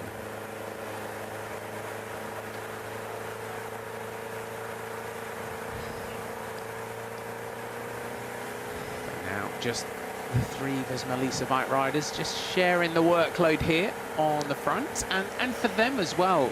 Matthew Brennan has also sort of stuck his hand up and said, I'd like to target the general classification in this one as well. So perhaps as well, they don't feel that they need to go for him today, because we're still learning what sort of rider he is, and he probably is as well as a pro. Yeah, and you know, this race is getting lumpier, it is getting harder, but still it's relatively, what's the word? It's still, I think it's still possible for a rider like Matthew Brennan to come away from this race with the GC. That at the moment the GC battle is extremely close. Again, like we've said in the past, this race, I think the biggest winning margin in the Tour of Britain ever in its history has only been a minute. So it's always been a tightly contested race. The races are shorter, the stages are shorter than international races. They're quite, that makes a big difference, you know, in terms of somebody like Remco Evenepoel. You know, we're not going up the Alps here. The tumble isn't an Alp, and whether Matthew Brennan can attach himself and survive it is yet to be seen, but I think we shouldn't count him out from being able to do that.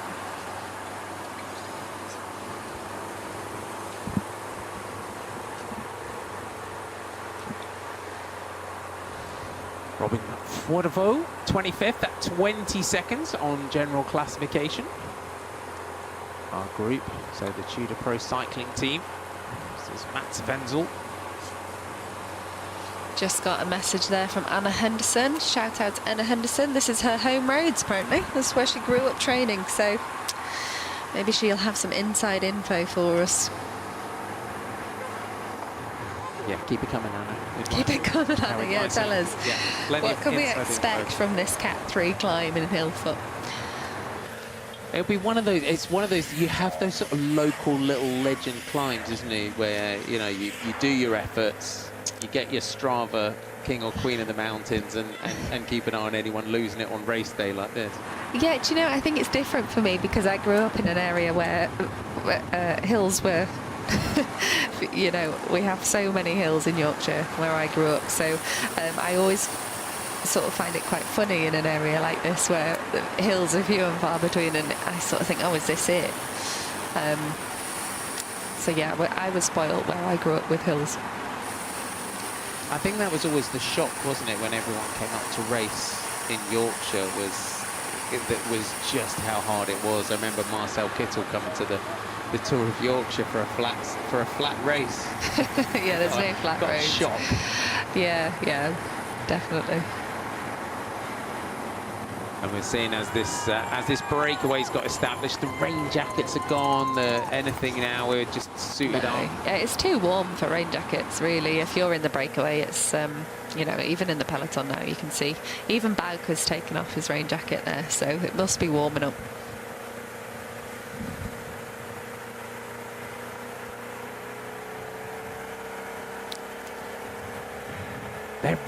They're really keeping this gap together, aren't they? Then yeah, I don't feel that they need to be going this hard.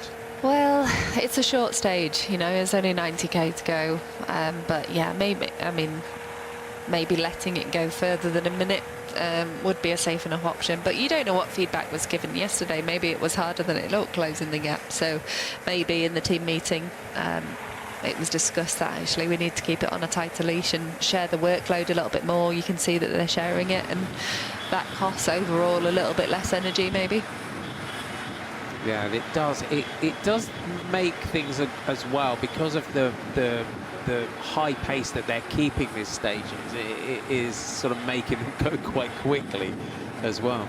Yeah, and it is just completely neutralising it. You know, everybody in that peloton is having a pretty cushy ride there, you know. Yeah, we'll just sit towards the back. On the left is Tor Gummerstadt. Decathlon AG2R, Le Mondial rider, just with that mint-coloured helmet towards the back of the bunch. Fortunately punctured yesterday.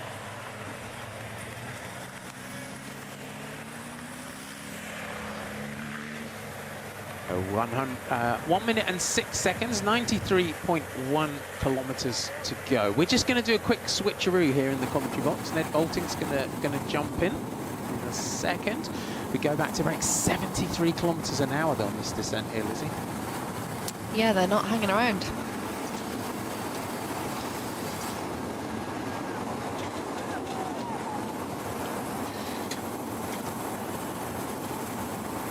Hello, Lizzie. Hello, Ned. Normal question. What have I missed? I've been out and about doing little bits of filming, but I gather 4 riders have gone up the road. 4 riders are up the road. That is about the height of it. There was, from what I gathered, though, there was quite a prolonged scrap to get in the breakaway today. It went on a little bit longer, didn't it? No? Yes? Yeah, I mean, Bowker opened it up, as he always does, from the gun. He went straight away and hung out there for a little bit by himself, and then there was a little bit of scrapping, but fairly quickly, I would say, the peloton decided it was happy with this 4-rider move. Now, I did notice at one point that I glanced at a monitor, I saw Matteo Trentin driving it on, and Oscar Onley on his wheel, which was a bit of a...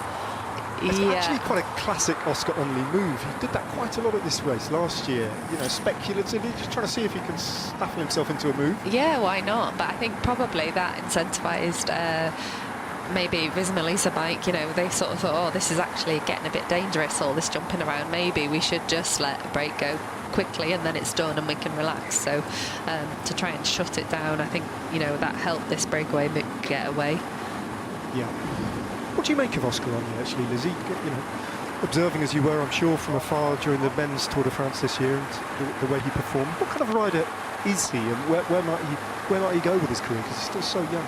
The sky's the limit, I would say. I think he rode a very kind of measured, mature race in the Tour de France. I was saying to Marty, we were sort of waiting for his bad day, that never really came, and that is a sign of an incredibly good Grand Tour rider. Just, you know, not having that blow-up day.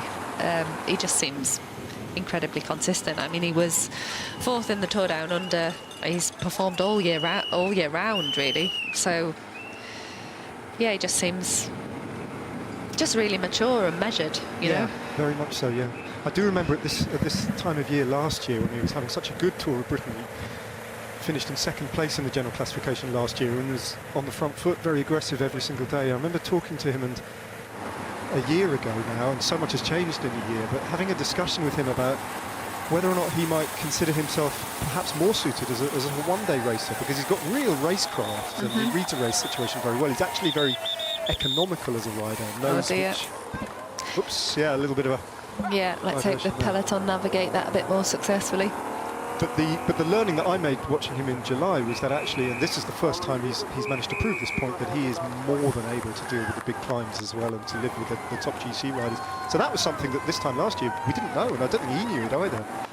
Quite amazing. And it's a brilliant sign that he has the ability to do both, that he has that racecraft, that he has that sort of punginess of a one-day rider, because if you're trying to match somebody like Tadej Pogacar, you need to be able to do that. I think long gone is that traditional idea of, you know, your pure climber who was very one-dimensional, who needed a whole team to look after them every day. You know, we're just seeing a different kind of Grand Tour rider emerge. So it's great that he's got the ability to do both.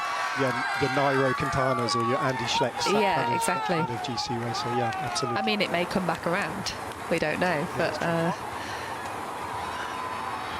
There we go, there's another school out at the side of the road. This is a genuine facet of this race that is pretty unique to racing in Britain, actually, the way the schools come out in large numbers. Yeah, it's a good reason to miss lessons, that's for sure. Well, that was quite a sketchy corner that these 4 riders have navigated. Here's my Lisa bike being put to work here. It's interesting to see Flanders Balois as well, taking their place by rights on the wheel of the team in yellow, because they sit in the 2nd place in the general classification. Yeah, they're having a stunning race so far. And, you know, they're in the young riders jersey, and I think we can see, you know, the fact that they've not gone in the breakaway today suggests that they're conscious of the fact that we're heading into lumpier terrain. They probably, you know, if they're serious about taking that jersey, then they need to keep a strong, fresh squad, and rather than kind of go in the breakaway for TV time, they're realising that actually they could come away from this race with some results. So yeah, they're going in all in for that, which is the right decision. So another day on the front four. Visma Leasebike.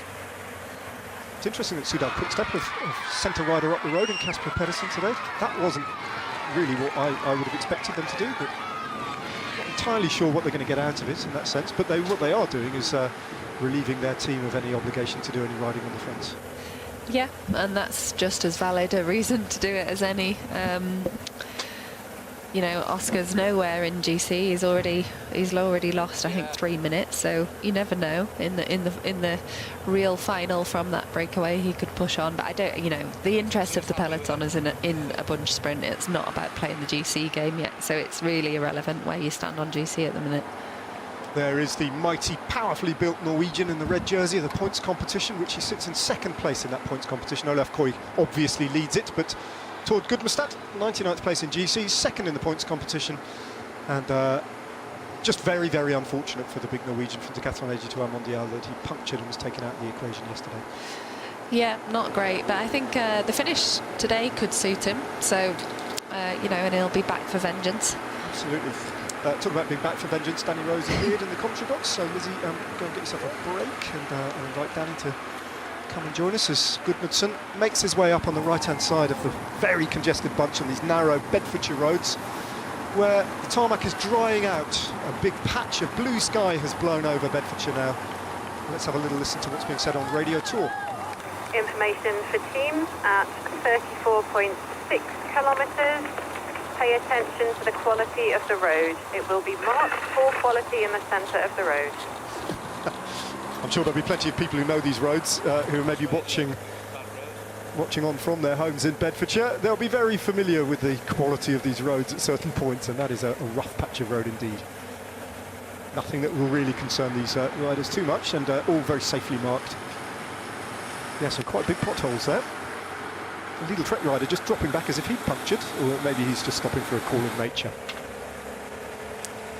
But they've got it under control, Visma Leasebike, as they have to really on a short stage like this with a powerful, has to be said, four-rider group. They cannot afford to let this breakaway get anything like a 3 or 4 minute lead. That would be dangerous with such a short distance still to go. And as a result, you can see they're actually working pretty hard just to keep this gap at around about a minute now. Visma Leasebike, once again, obviously the team who have to do all the controlling. Nobody's going to help them at this point in the race at all. It is very much their responsibility for two reasons. They have got the race lead, even if the virtual race lead has now gone up the road, with 3 of those riders being at 20 seconds to the general classification lead. But they've also got the red-hot favourite to make it 3 out of 3 in Olaf Koy. So all down to Visma Leasebike at this point in the race to control things. And they're doing a good job of it, as 4 riders in the breakaway being held at 59 seconds now, and the sun has come out and Danny Rose come into commentary. What can you tell me, Danny? I had a lovely lunch. Excellent. Mate, I'm very pleased for you. No, I mean, it's very much, again, a carbon copy, isn't it, of our first 2 days. 4 riders in the breakaway being held on a very tight leash with Visma Leasebike, who you've said are the responsible team to control. I'm glad Trentin is not in the mix, obviously not with his teammate, of course, up here. There's no way that they're going to be offering any help to Visma Leasebike today, but that was a question for me yesterday as to, you know, why he was doing so much work to almost assist Visma Leasebike in that scenario. Of course, they had Dainese for the sprint, however, he hasn't really featured in the top 5. I think yesterday is around 7th off the top of my head. Whether it was just a training day out there for Trentin, potentially. But yeah, I think if we look at Olaf Koy, he is a man to beat, and he is head and shoulders above the rest here. So it should all be up to Visma today. And if I was another team, I wouldn't be giving them a turn at all.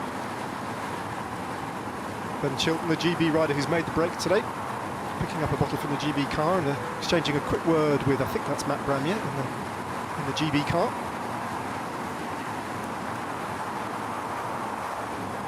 See the variety of different bikes and different bike brands and different liveries represented on that roof rack, because all these riders really ride for different development teams, trade teams across the peloton, and come together under a British racing licence to take their place in this peloton riding for Great Britain. You can see it's not straightforward, this is it, Danny. There's a degree of stress in that bunch, even though we're at the we're only about a third of the way through, but you can see how hard they're working even towards the back. Yeah, they're working really hard, and that's down to the pace of Ismailisa Biker's setting, but it's really tough racing in this country. It's quite different to racing over in Europe. The roads are grippy, it's always undulating, there are always directional changes. You can see the wet and dry patches on the road just make it a little bit more stressful, and I think if you spoke to any rider, they would say that it is tough racing here, even when you look at the profile and think, you know, over the course of 122 kilometres like we've got today, 1,000 metres, that's nothing. It should be straightforward, but it's anything but that, I think, and that's why you have to be so focused, so attentive throughout on roads like this that the riders are having to navigate through. Hard work, whether you are off the front in this 4-rider group or back in the bunch being dragged along by Ismailisa Bike.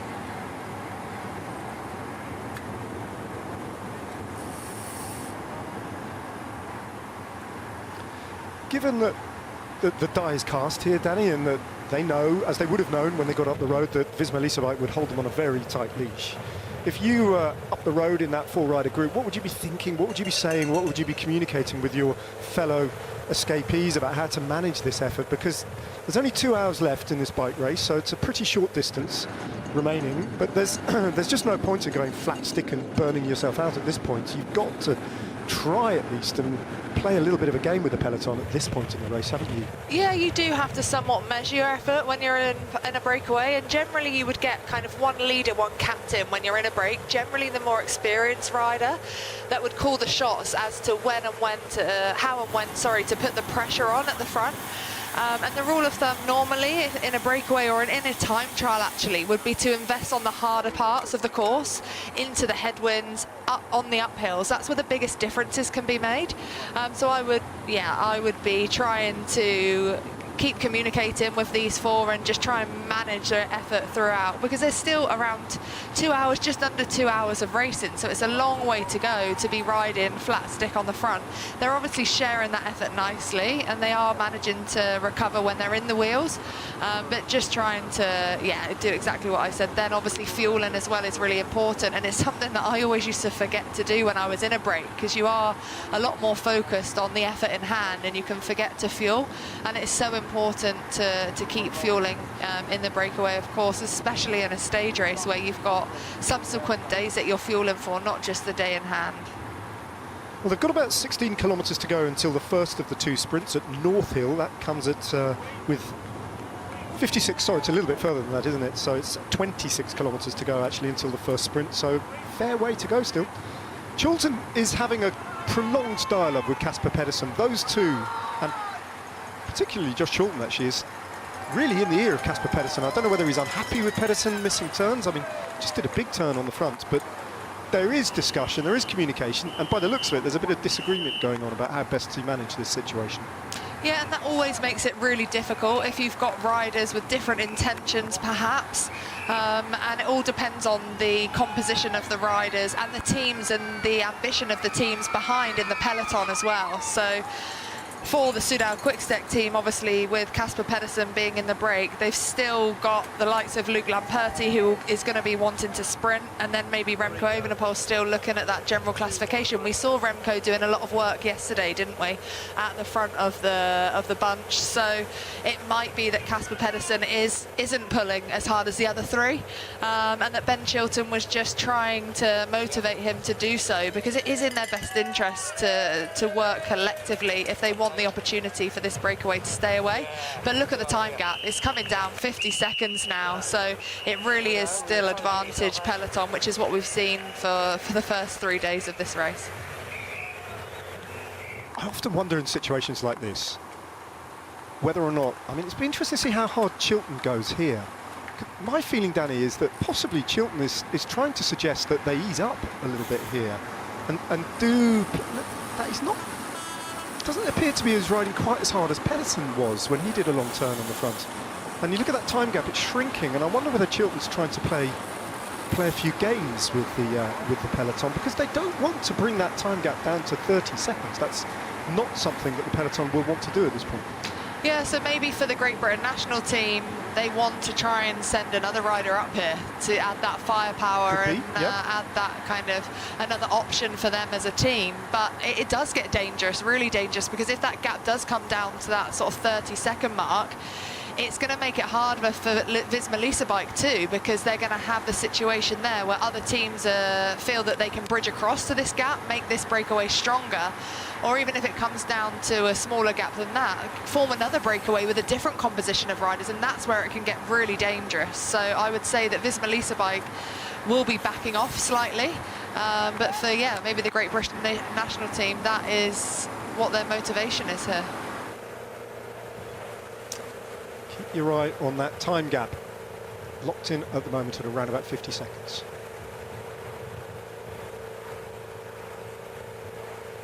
About an hour into the race at the moment.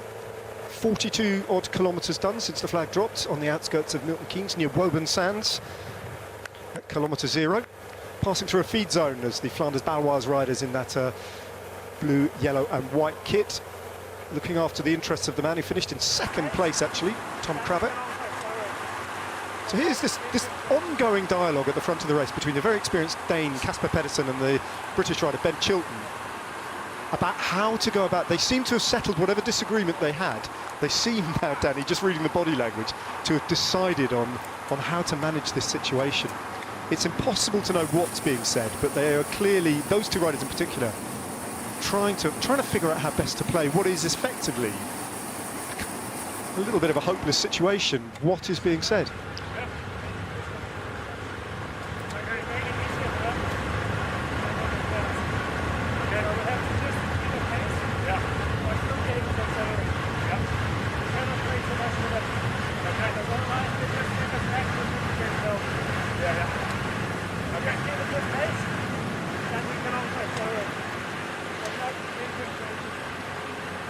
Well, Casper Pedersen just explaining the Soudal Quick-Step tactics there, Danny. Could you get an inkling of what was being said?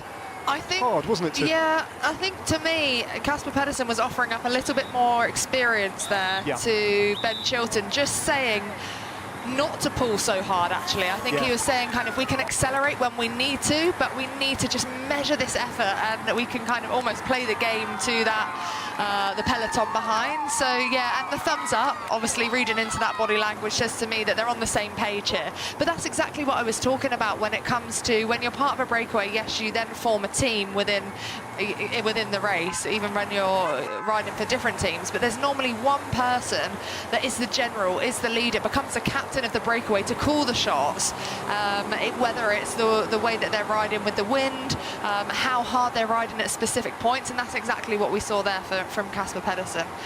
And obviously Ben Chilton is happy to take commands from Casper Pedersen. What he'll have to be careful of is they get into the thick end of this bike race and they've still got a decent gap, then he's going to have to play the game, because then it turns into a different tactical situation where these four riders are going to have to work each other out as to their strengths and weaknesses and their own individual best chances of winning the stage. Well, we've seen the team cars for these riders in the gap between the peloton and the break. We've seen the GB car and I think the Soudal Quick-Step car servicing their riders, but I don't think they'll be there any longer, because that time gap down at 42 seconds, they will whip the team cars out. But you're absolutely right, Casper Pedersen, in terms of his status as a rider, the team that he rides for, he's going to be the patron of this group of four, isn't he? Even though the Tudor Pro Cycling rider, the Swiss rider, Froidevaux, is riding for a big team, very ambitious team. He is one of their less experienced riders, their junior riders. And the Dutch rider as well, Mats Wenzel of Equipo Pharma. They are just almost in a race of their own, and it's been Chilton and Pedersen who've been the two riders really dictating the tactics of this group of four. So it's so interesting to see the dynamics, even in a four-rider breakaway, of who's doing what, especially in a situation like this that is a bit stressful, that is a bit difficult to manage. Froidevaux's looking around for his team car. It'd be interesting to see whether it's there, because it shouldn't really be there with such a small time gap. No, I think it'll probably be neutral service, won't it, that will be able to take the jacket from him. Oh, no, it is there. Wow, okay. Well, 44 seconds. Generally, it's a minute where the cars will be pulled out of that gap between the breakaway and the peloton, but the Tudor Pro Cycling team car is still there, and it's always really beneficial to be able to come back to the team car in a breakaway. Yes, they've got race radios, but that communication is so much easier when you can get next to your director sportif. Obviously, he was dropping his jacket off, but that's also really nice showing of sportsmanship here for the Kern Farmer rider, being able to maybe get some assistance from the Tudor Pro Cycling team as well, from the mechanic. This is what we love to see, don't we? Well, effectively, this Kern Farmer rider is an asset for Tudor Pro Cycling's ambitions of taking the King of the Mountains jersey, at this point in the race at least. So, oof, sketchy, isn't it? Job done. Whatever needed tightening has been tightened. Yeah, of course he's an asset, you know, for the Tudor Pro Cycling team. They want Mats Wenzel to be able to still be in this breakaway, so they have assisted him with the mechanic. But do not try this at home. This is why the mechanics are so skilled at what they do. He was riding there at 40, 50 kilometers an hour, and he had an Allen key to the back of his bike. Fingers terrifyingly near those spokes as well. It doesn't bear thinking about, does it? They know what they're doing then. Yeah, and I think going back to the team cars being in the gap, I think technically the rule is 30 seconds, but very often you see the team cars taken out way before the time gap goes down to 30 seconds. And you're right, often, there we go, they're being pulled forward there, the Soudal Quick-Step there, the team cars told to go ahead of the race to a section of road where they can pull over, park up effectively at the side of the road, and then let the peloton, breakaway and the peloton pass them and then take their position back in the convoy. That's how that is regulated.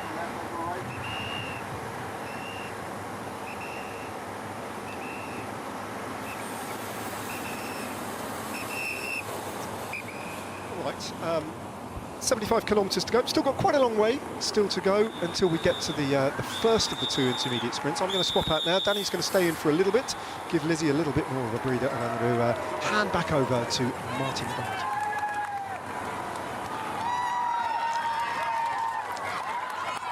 Thanks, Ned. What a glorious day.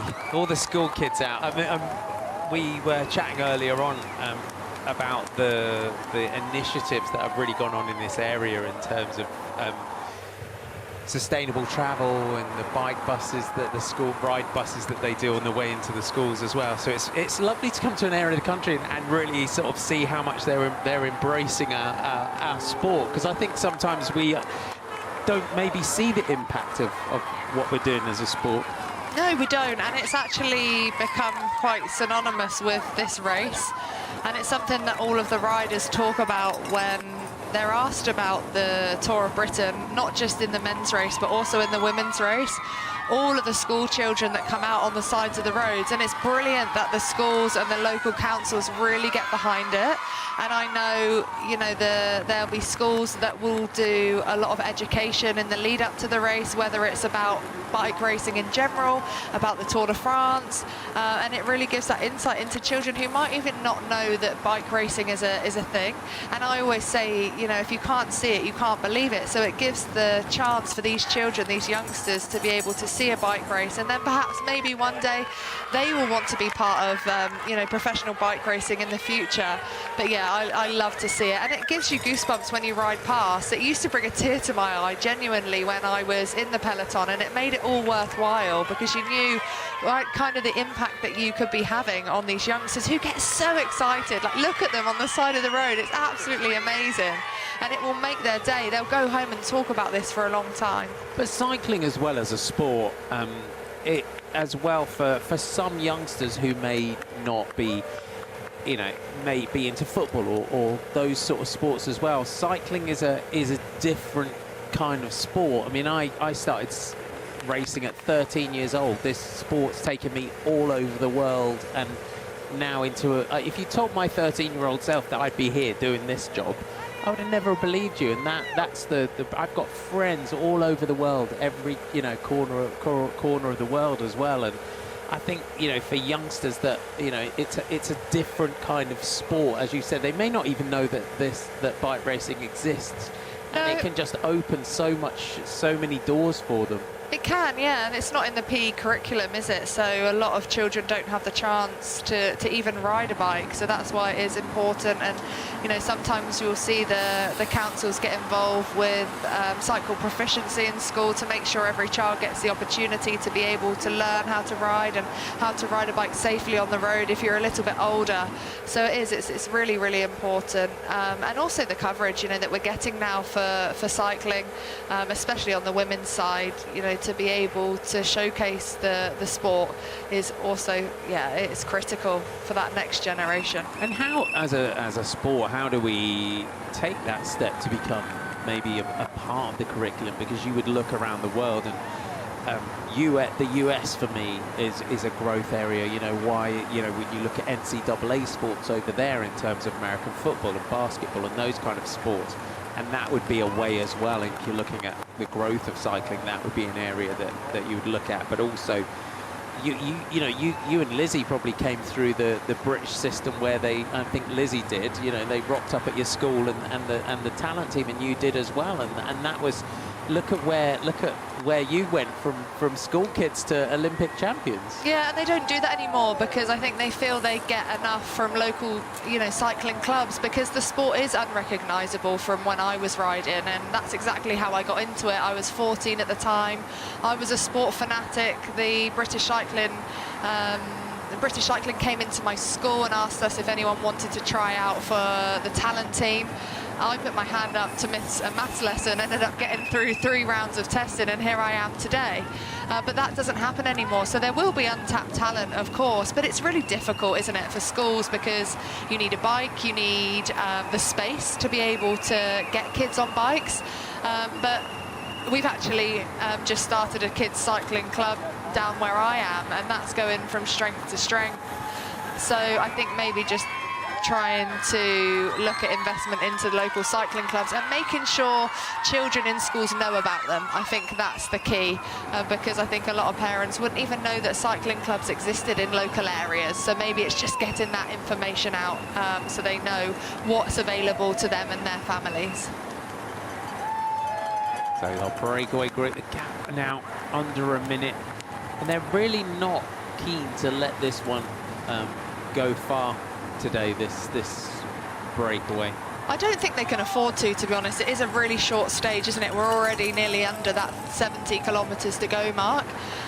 With the wind and the nature of the roads, it becomes very, very tricky for teams to control. So by keeping it on a tight leash, they know that actually, you know, when they want to close this down, they can. And that's, we've said it before this week, so apologies for me repeating myself, but the in terms of the nature of our roads, because you're left and right ducking in and out all the time, it's not like those long straight roads that it's easier to keep that constant tempo, constant pressure, isn't it? So to try and to close a 4 or 5 minute gap on British roads is very different to trying to close a 4 or 5 minute gap in the Tour de France, say. Yeah, it's a lot harder here. So that's why, again, the gap is not being allowed to be pushed out.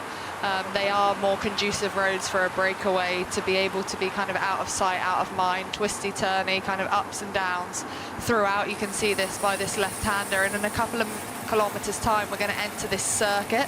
So it's a circuit of just over 30 kilometres, which the riders will tackle just under 2 times.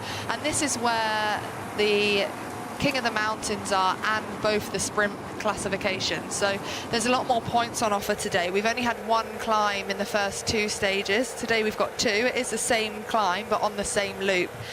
So there's 4, 3, 2 and 1 points on offer for the King of the Mountains. So that could change hands today depending on who picks up which points and where. For Andreas Stockbro, though, he's going to be, I think, quite happy that this is coming back for the Unibet Titema Rockets, because if this comes back, then it opens him up with an opportunity to go for those King of the Mountains points. A little bit of a narrowing over that bridge there. They'll get that little bit of a warning there. But for them, they'll be quite pleased to see this coming back so quickly. It'll give them a chance to try and defend that jersey. Yeah, but I don't think it will come back in time. The first King of the Mountain tops out with 47.1 kilometres to go, and for Visma Lease Bike, we've already said how dangerous it could be to bring it back too soon, and actually that gap is going out again, so we did see it come down to around 40 seconds, but now they've just come off the gas somewhat, because I think they got to a stage where maybe it was more dangerous for, you know, the riders behind, the riders specifically here from the Flanders Baloise team. They would love the opportunity to be able to jump across to this break, to have the chance with Milan Lanover, who is also sat on joint points in that King of the Mountains competition, to be able to go for those. But yeah, I can't see it coming back. I don't think it would be in Visma Lease Bike's best interest to bring this back too soon. Just rolling through. Great to see our British rider Ben Chilton in the break, 22 years old. Races with the Mayenne Club in France. He's had 4 victories in France this season, and it's nice to see a rider as well, kind of taking that sort of old school approach in a way, going and riding for a French amateur club and coming through that way. Yeah, and it's the way some riders like to do it, don't they? You know, for Hugh Buck-Jones as well, the Bourg-en-Bresse team in France, he's also been riding out in France, and it's one approach that some riders like, and if they get that opportunity and they're backed by a team that will support them, it can work really well. There's lots of different avenues into professional racing now, and before it was more of British Cycling had an academy where the likes of Luke Rowe have come through, Ben Swift, Mark Cavendish, just to name a few, and they had a house out in Tuscany where they used to be based, and then they would ride and race out from there. But now there's so many different avenues for the British riders to go down in terms of where they want to be based and race out from teams from there, and it seems that these guys are really happy to be out in France and have a really strong race program, but this will be one of the biggest races and biggest opportunities for them to really learn and have a chance to be in the break. So it's brilliant to see the Great Britain national team here and represented, and I think we would have seen them represented yesterday, but it was just a real shame that they crashed out.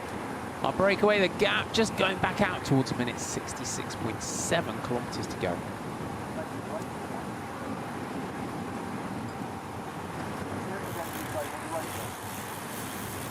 So the sign here, we are on our mid-circuit. We've got around a 30-kilometre circuit that we're going to take in now, Danny.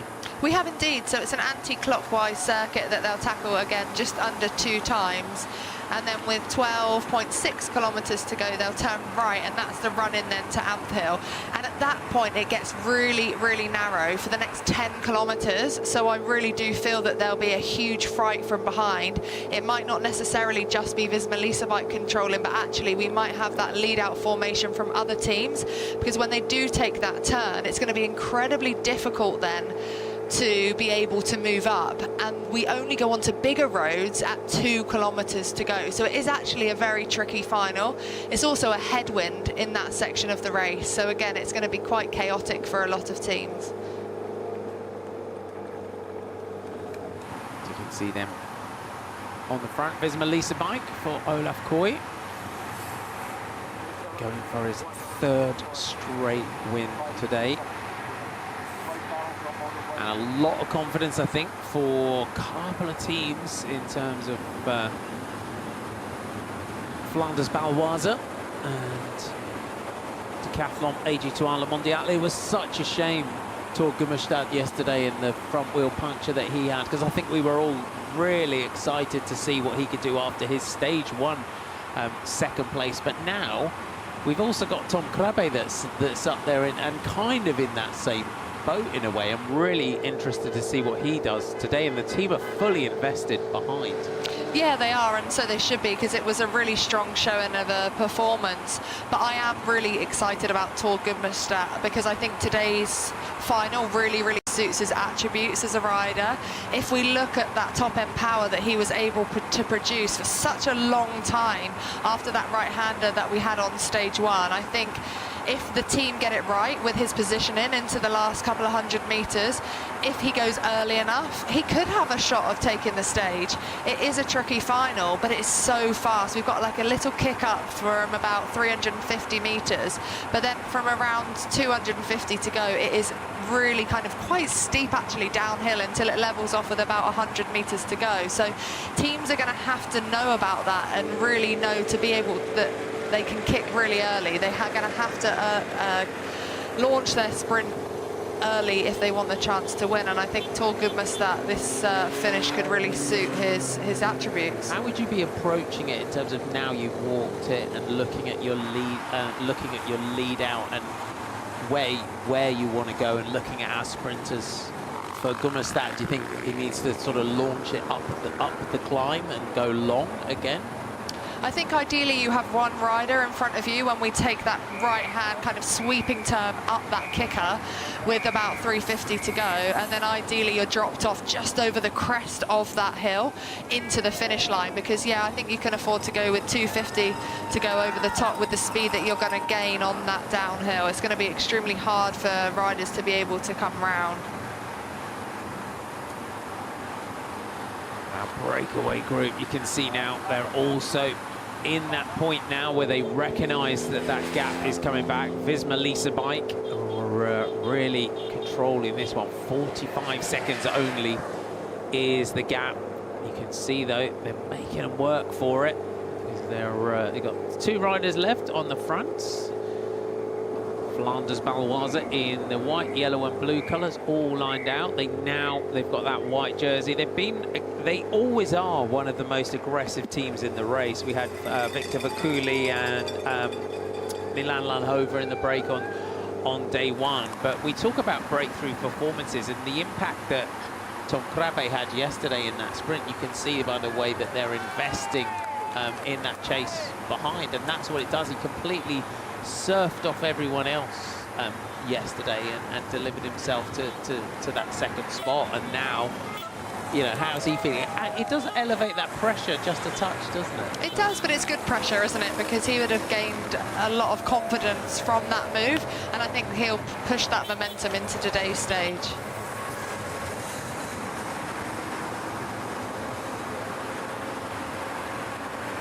.6 kilometres to go. We are on our mid-circuit. We're going to bid farewell to Danny Rowe, join her with Ned post-race. We'll just do a quick switcheroo, and Lizzie Deignan will be back with us. And you can see though, Casper Pedersen, the first rider of he was the first member of this breakaway in the blue on the front, wearing 42. Driving this one on, Ben Chilton from the Great Britain national team, a tall rider in second wheel, great cyclocross rider as well. Ben Chilton took a silver in this year's National Cyclocross Championships way back at the beginning of the season. Another real up-and-coming multi-discipline rider is Chilton. And you can see now just some of the crosswinds that the riders are dealing with, just sweeping across the road into a bit of an echelon as we sort of get through the breaks in the trees here. Ineos Grenadiers just coming up on your far left of your picture in those orange jerseys with the green flashes, and Sam Watson, their protected sprinter today. Lizzie Deignan is back with me. Sam Watson though, if you look at the Ineos Grenadiers, his sprints so far as where he went, really he was the sort of most impactful rider in that run-in towards the finish yesterday. Yeah, he was. I mean, he went a touch early, but sometimes you find yourself in that position that you have no choice to go early. The momentum was there for him, and he took it on. He did all the right things. He pushed. Coy had to go on the outside. He had to go the long way around, but at the end of the day, he's working against a faster man. So still a really good performance to come away with third. He's also kind of giving maybe some nods to general classification in this race. How would you rate his sort of chances in this? I think it's a really good thing that he's open to going for GC. He's still a young rider. He still doesn't know his full potential. although we're heading into lumpier terrain, there's no, you know, like we've said before, there's no Alp. The tumble is the hardest challenge, and it's a twice up a 5k climb. And does he have the potential to hang on if it's, you know, if it's headwind, things like that will have a huge impact on that climb. So he'd be mad to count himself out and just push himself and see how far he can go. I mean, Daniel tell us, she lives in Wales. I mean, I've ridden tumble many times. The backsteads, I think, I've always, Zoe and Eleanor and Magnus Backstead always using the tumble, as most Welsh riders are. That's their big climb. I think they would probably call it the Alpe de Tumble as well. Yeah, they've got the bulk as well in Wales. But it's going to be nice as well. And I think riders that have never raced in this country before and in Great Britain and going from England into Wales and seeing those Welsh mountains, sometimes they do get that kind of, oh, okay. Yeah. I mean, Wales is stunningly beautiful. The mountain ranges there are incredible.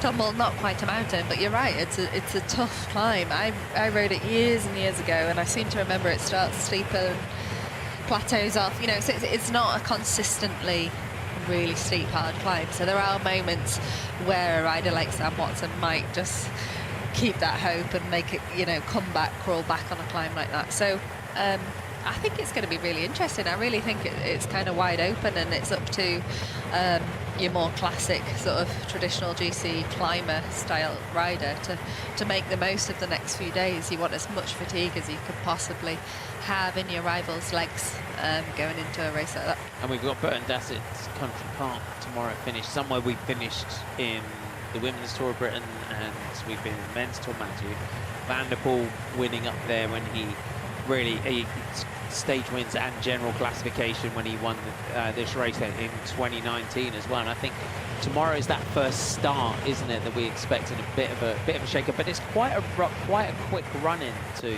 the finish. It suits an Alaphilippe kind of rider, and maybe a Remco as well tomorrow.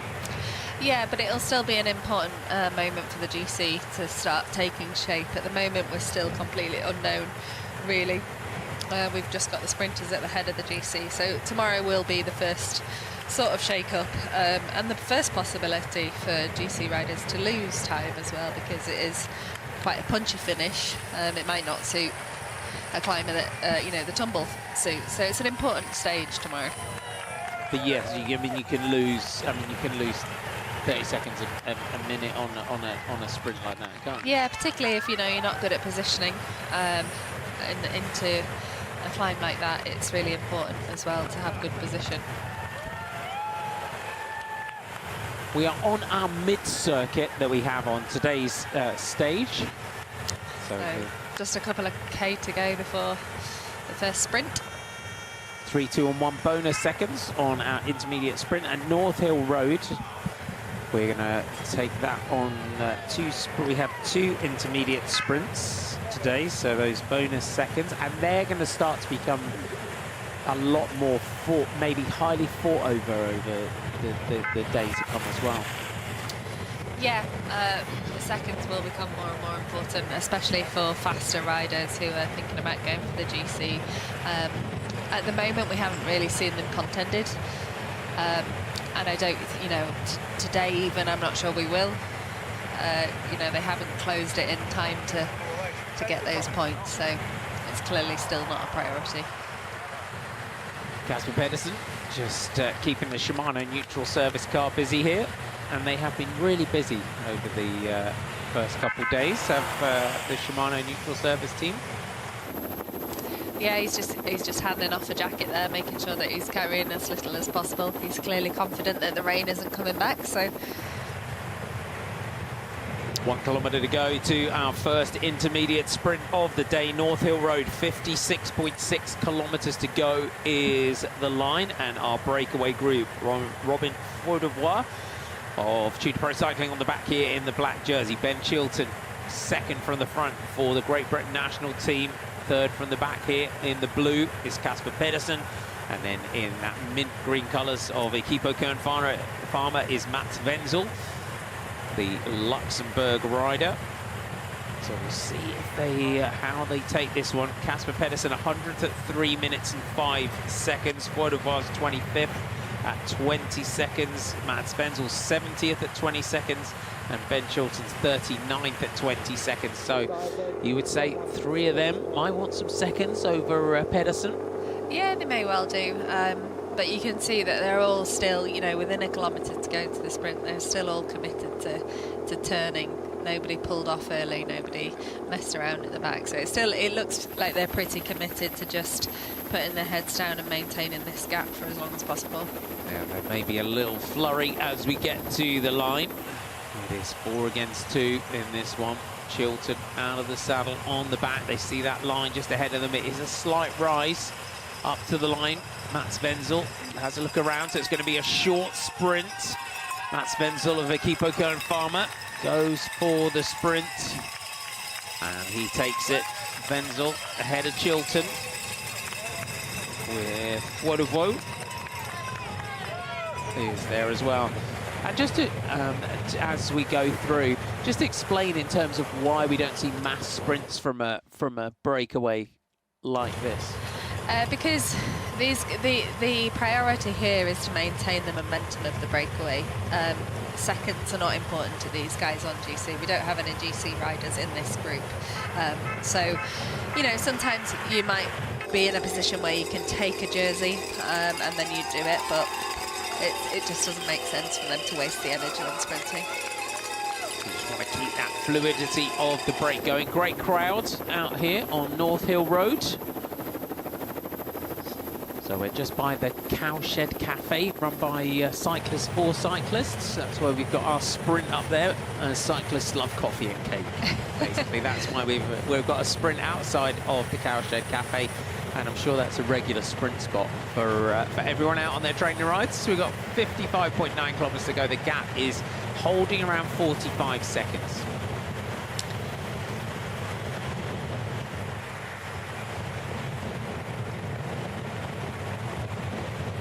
Our breakaway group rolling forward by Ben Chilton, Casper Pedersen and Matt Spenzel. Are you surprised, Lizzie, at the way Visma Lease Mike are controlling this and not letting it go out too much? Yeah, I mean, they're keeping them on a really tight leash. Yeah. But like we said before, you know, perhaps in the team meeting after the stage yesterday, they discussed that actually it costs them too much energy to close it, and it's easier to just keep it tighter and share the workload a little bit more. Because the onus is on them. No team is really going to help them close it. It will be down to them. Other teams will look to them to keep it closed. So it's just an insurance thing, really. But you run the risk of it coming down too quickly and then causing attacks in the final that you'd have to then close and disrupt your breakaway. So it's a real tricky one to keep that balance right. And while you were having a look, I asked Danny, how would you be approaching this finish today? Having walked it, how would you be reading the finish in terms of looking at? We've got 3 riders from Visma Lease Bike, and the way Olaf Koy approached the finish yesterday, the same with Tom Krabbe and Sam Watson and also Tor Gummerstadt that we had on day 1. How would you be approaching it from the different teams? I think it's important to be really honest when you're looking at your lead out and discuss, is it a better option to have a full lead out from the team, or is it a better option for you to try and protect me from 5k to 2k and drop me off on a good wheel? You know, we don't have your sort of, they haven't come with their best lead out trains, sprint trains here, so you might have riders who are strong but actually uncomfortable in the final, who are better off just doing that kind of safer job throughout the stage. It really depends on the teams and the teammates, but it's an interesting final, and I think it presents an opportunity for riders if they get the jump right.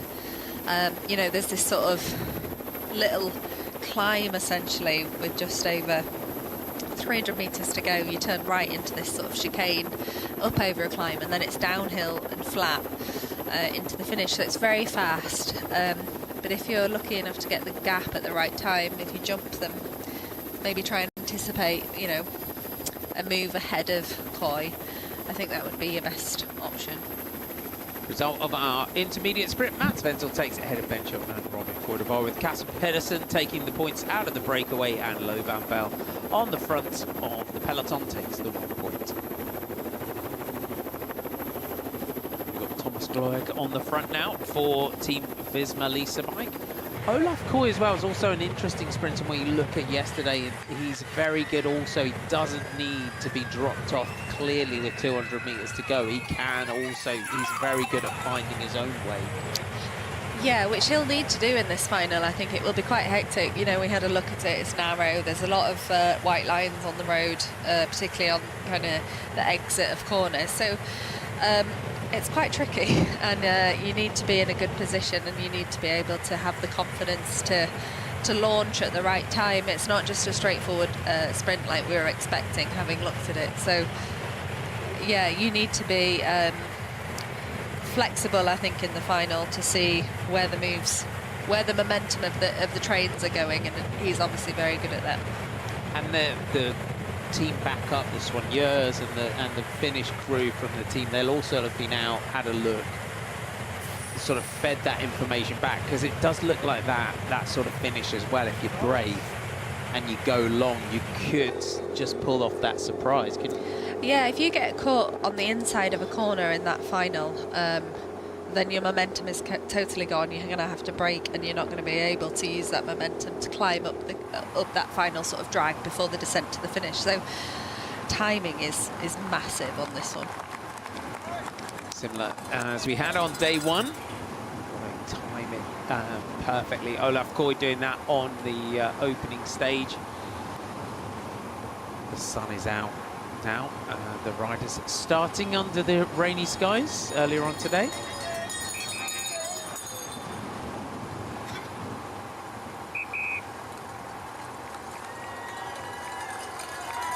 Our first sprint of stage 3 is behind us at North Hill Road. We're now heading towards Hillfoot for our first King of the Mountains point today here on stage 3 of the Lloyds Tour of Britain men from Milton Keynes to Ampthill.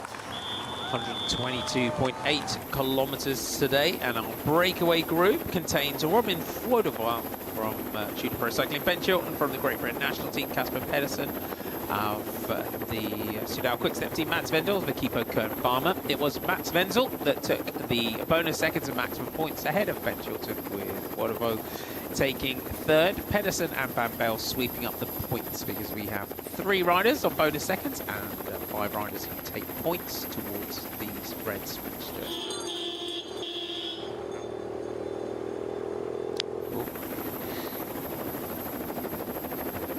Riders just directing around the car there, so the cars are held at that point.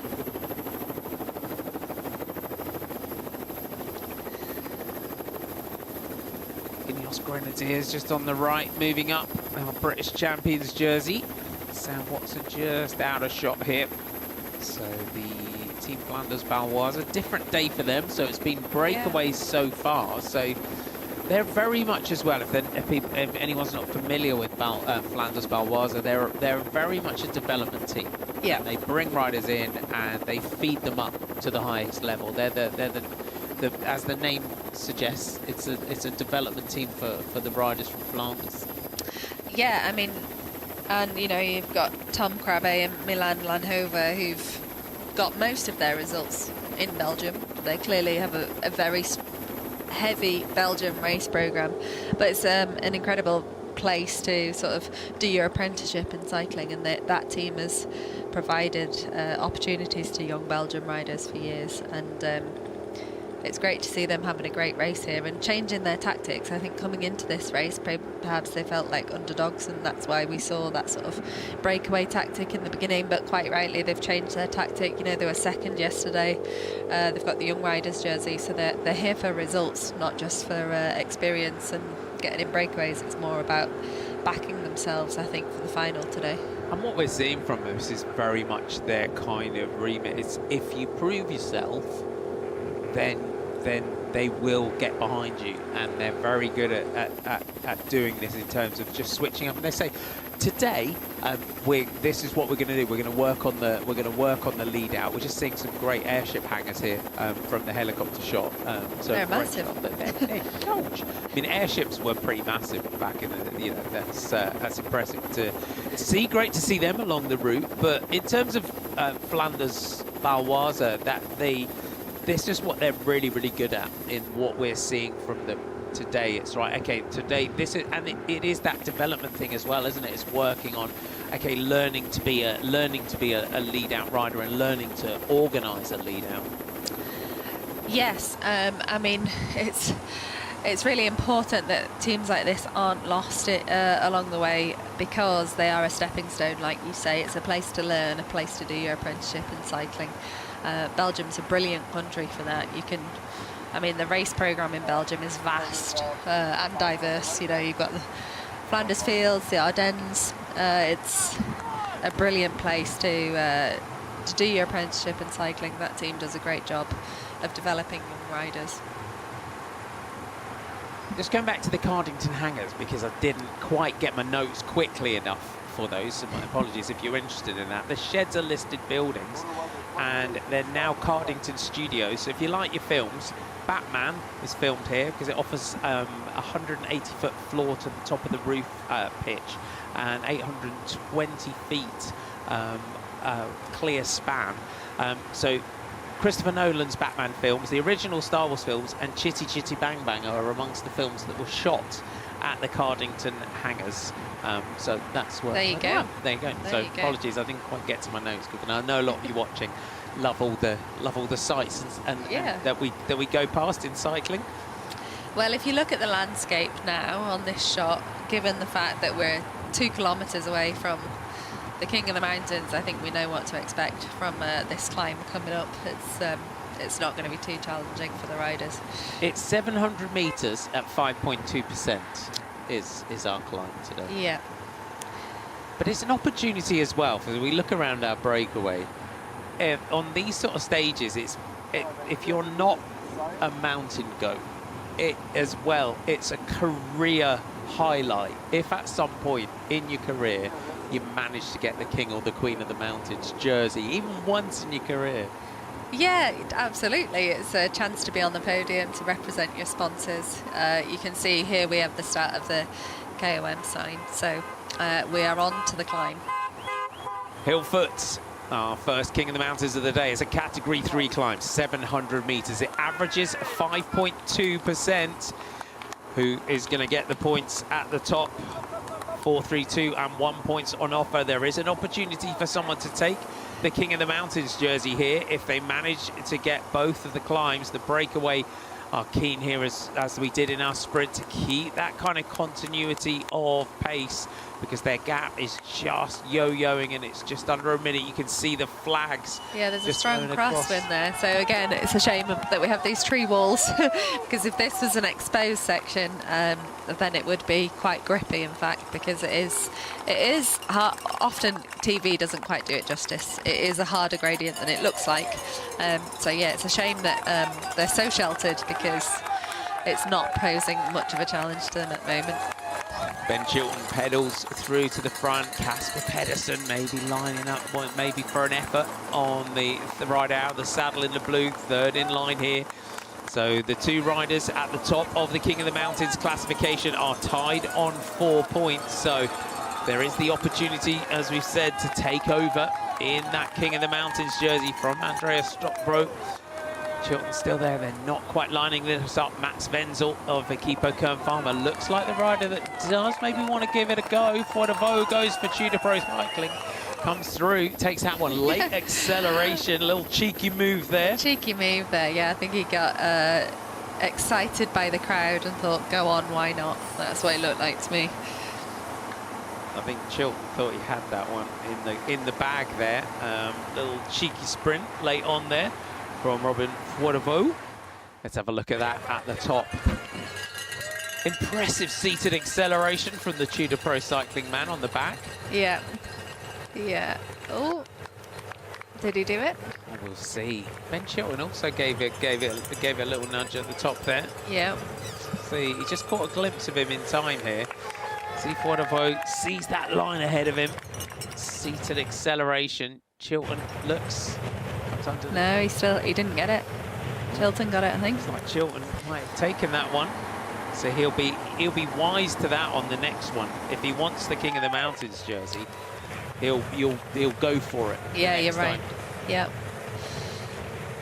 We will get 100% confirmation of that one, but it did look like Ben Chilton from the Great Britain national team managed to take the sprint. So that's our firstly. We're then going to have a second sprint at North Hill with 26 kilometres to go, and then the second ascent here of Hillfoot with 16.4 to go. I like this middle circuit, giving the fans who've come out there a chance to see the race twice.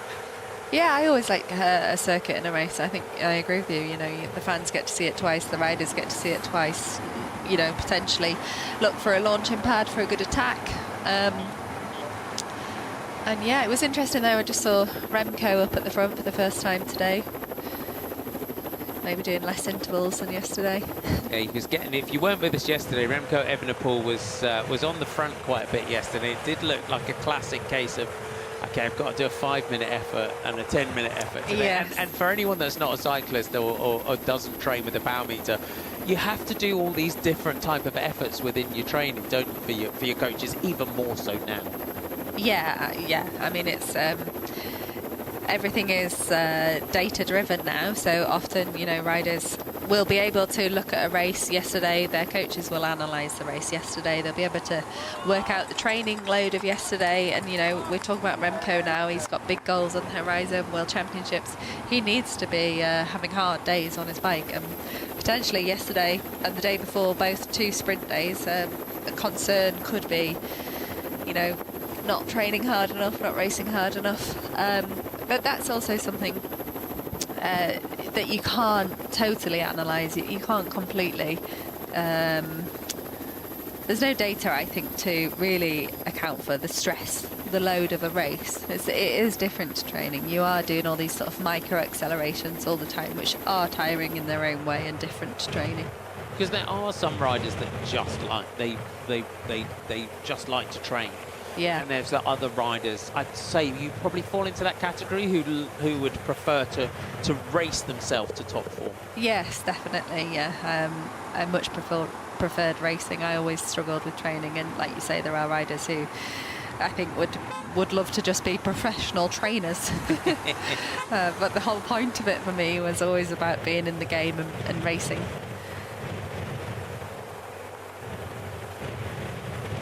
So we have had confirmation of our King of the Mountains point at Hillfoot.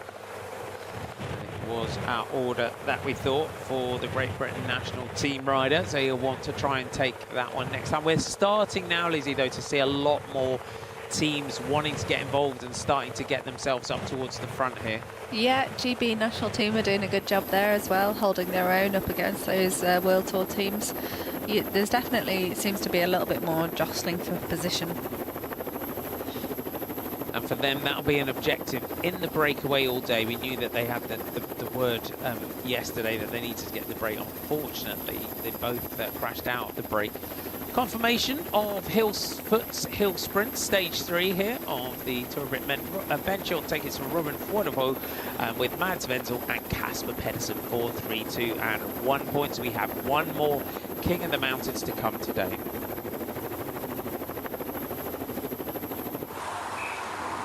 Shimano car still behind there as our breakaway. You can see sort of narrow, quite wet under here. Fordavo is looking for a bottle from our neutral service car. Yeah, we're getting a real glimpse this week of how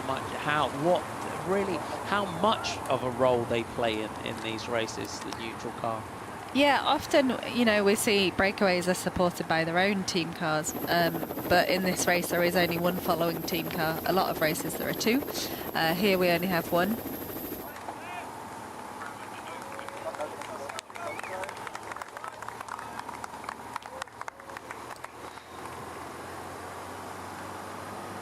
We're heading towards that 40-kilometre to go point. The breakaway still battling and holding just around 50 seconds.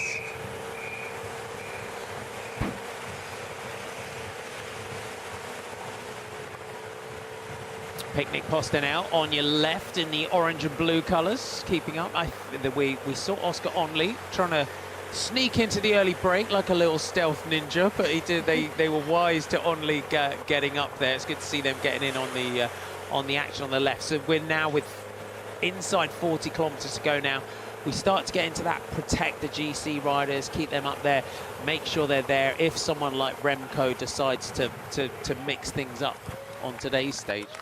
Yeah, I think at the moment we're just seeing jostling for position in terms of keeping riders safe. Like you say, that the break is still well within reach, almost too close really.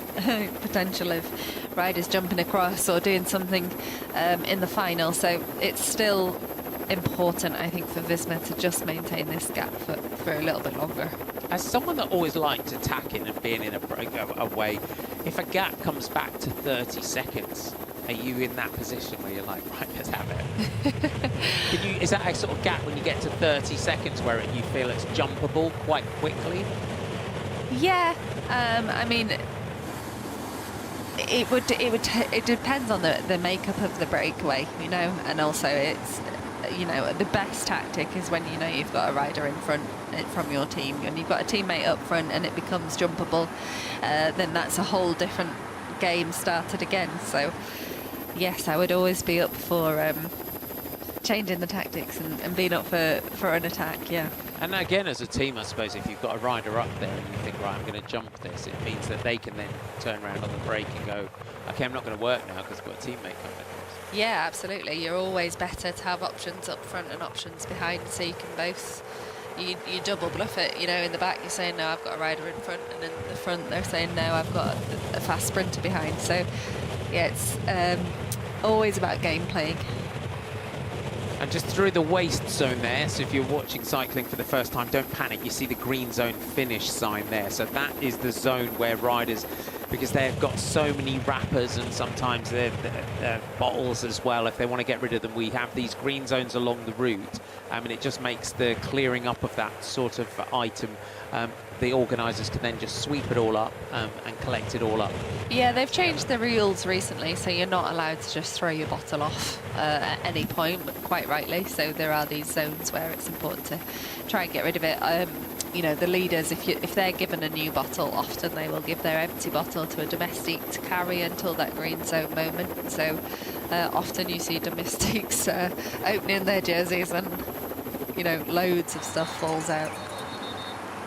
And it's jackets and art. In terms of that hierarchy as well, especially on a day where you've started in the wet, I suppose as a domestique, it's kind of the rain jackets and arm warmers and different levels, and you just have to kind of fill your jersey with them and go back to the back. Yeah, most of the time they would go back to the car, or you might find that you're at, you know, 5k from a feed station. You can throw things off in a feed station as well to your staff, or, you know, often because we're all on the road together, it doesn't need to be your member of staff that you see. As long as you see a team member of staff, even from another team, often you'd throw your rain jacket, and I think there's a bit of a sorting out at the end and everyone gets their stuff back.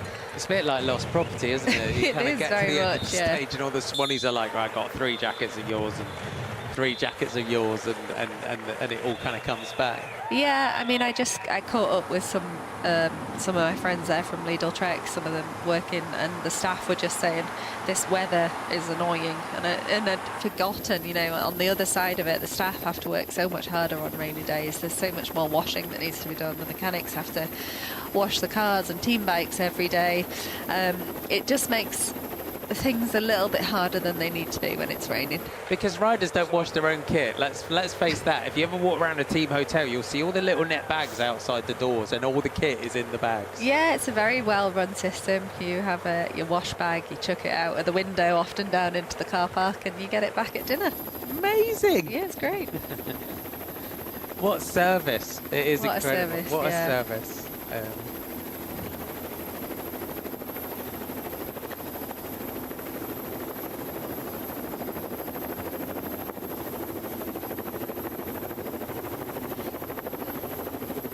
Our first 2 objectives behind us, our sprint at North Hill and our first ascent of Hillfoot. So Mats Wenzel of the Equipo Farmer taking the intermediate sprint with 56.6 kilometres to go.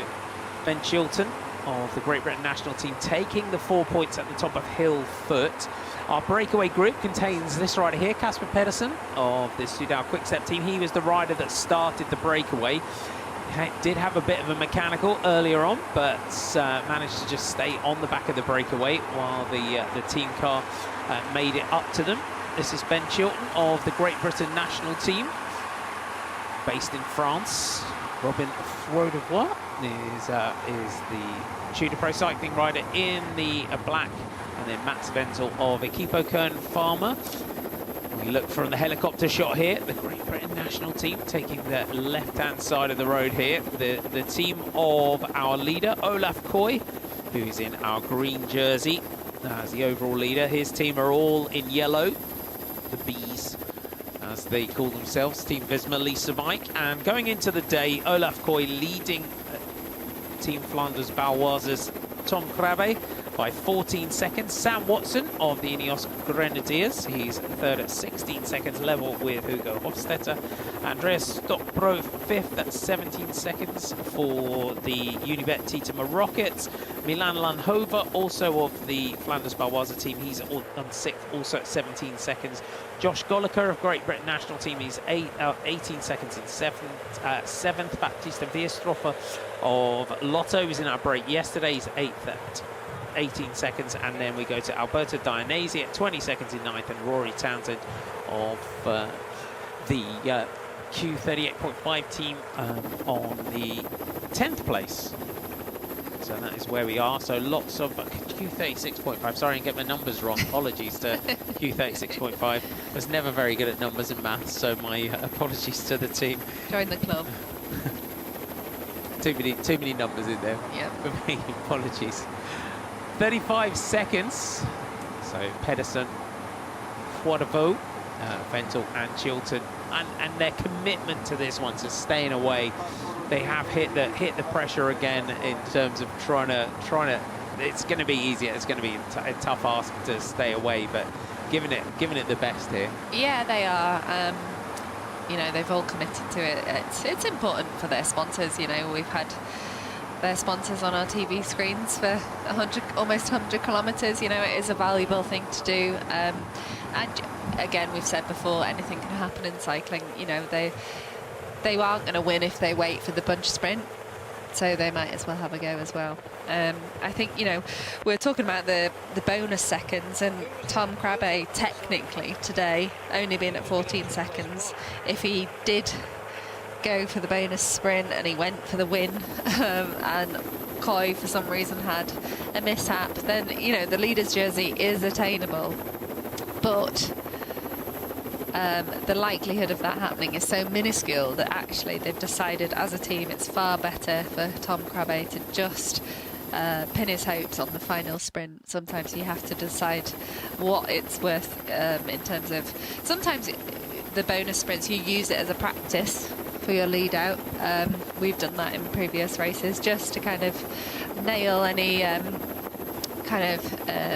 alterations that you might want to make in the lead out. It's a good opportunity to try and practice it. It's sometimes a good leg opener, but we're not in that situation today. It's the bonus seconds are going to go to the breakaway because it's just not a priority for anybody. We've seen Rory Townsend moving up in the white with the green band across his back, the white and green helmet. What a race he's had, and coming in from his win in Hamburg, and sprinting for me better than I think I've ever seen him. You know, we watched him come through as a teenager in the Tour Series for the Pedal Heaven team and through the Canyon domestic team in Great Britain, and that's why those teams, Pedal Heaven and Canyon, that Tim Elverson put together, and what we were saying earlier on about the domestic scene and the British continental teams, Rory's a product of that as well, and that's why it's important to rebuild what we had. Yes, grassroots, I mean, you know, that's a step up from grassroots, but certainly having a pathway for riders domestically is really important, and a lot of riders owe a lot to those teams for for doing that job and maintaining those opportunities for riders coming through. You can see just moving around on the front of the peloton. The Bahrain Victoria's team just on the outside. they got the best run at the finish yesterday. Their lead out was phenomenal, Bahrain victorious. Yeah, they were definitely the most organised. They just ran out of steam a little bit too early, about 100, 200 metres too early. So if they can get their timing right, they certainly were the most organised. And in a final like today, having riders in front of you and you know, positioning wise like they did yesterday into that sort of chicane into the finish, then that gives them the best opportunity at trying to beat Coy. 26 kilometres to go. North Hill is our next sprint for Ben Chilton. They're wearing 184 in the white and blue, the red, white and blue bands on his back for Great Britain. He needs to get to that 16.4 kilometre to go point. That's going to be tough for the next King of the Mountains, isn't it, to stay away?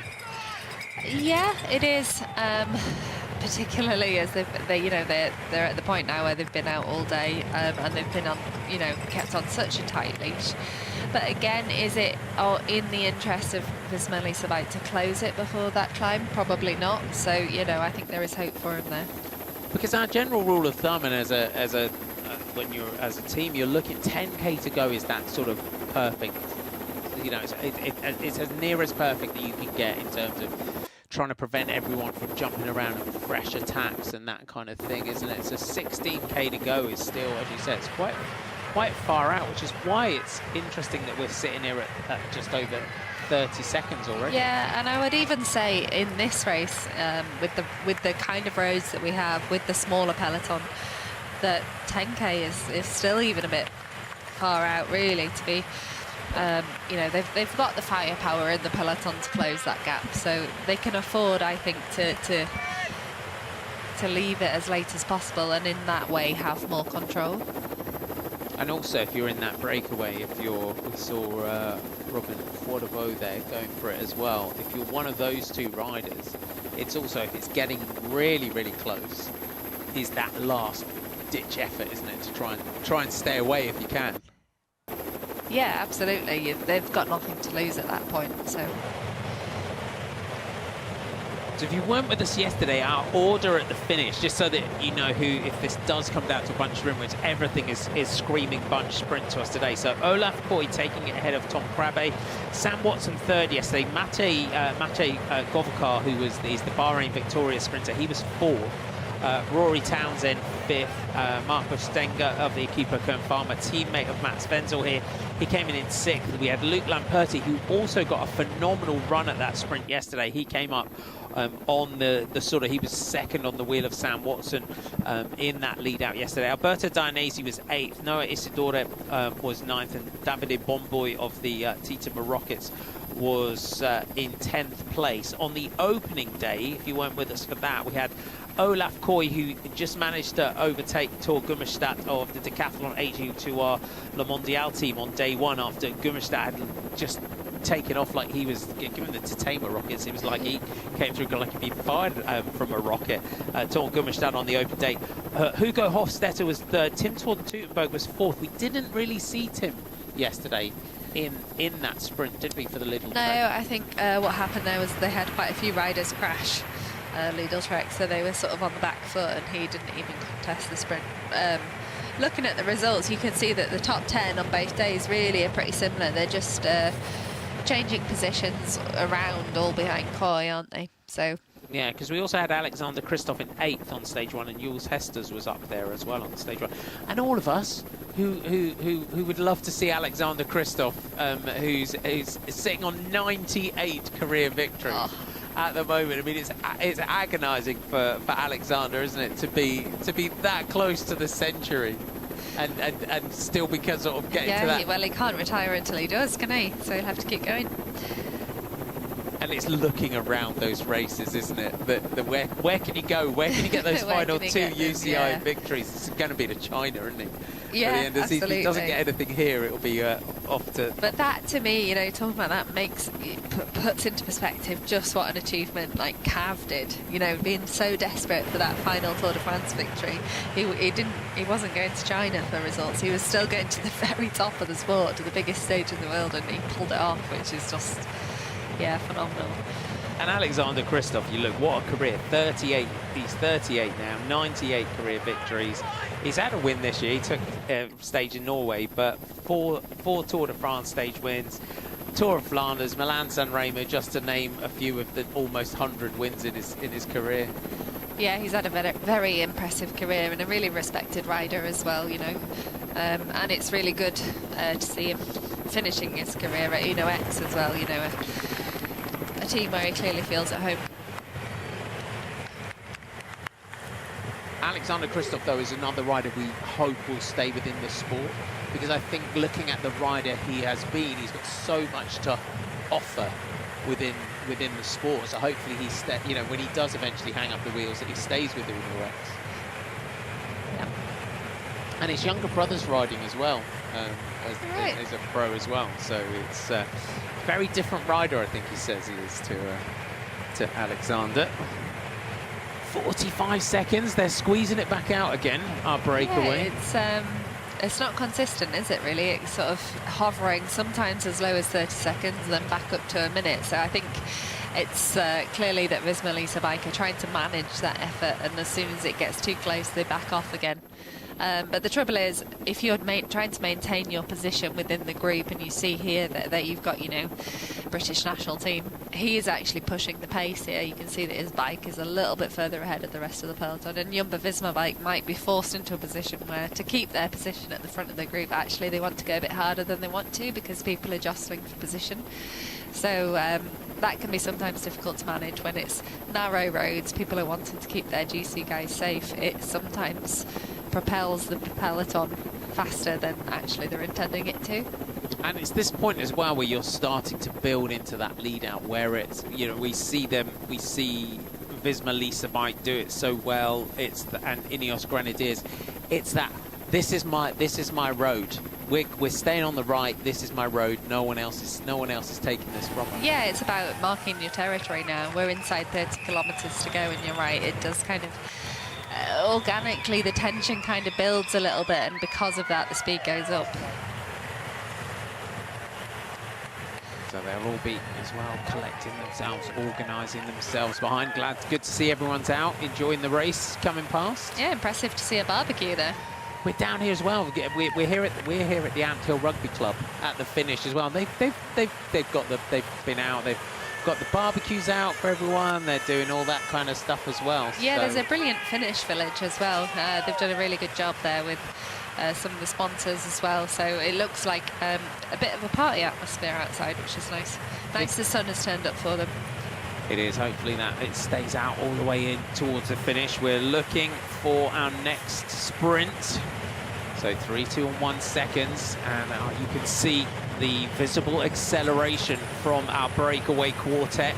Pedersen really driving this one on for Soudal Quickstep. He wants to keep this breakaway away for as long as possible. Wenzel went before, didn't he? So I think, looking at his body language, it looks like he might be thinking about going for this sprint again. Yes, lining this one up is the Luxembourg rider, champion of the small states.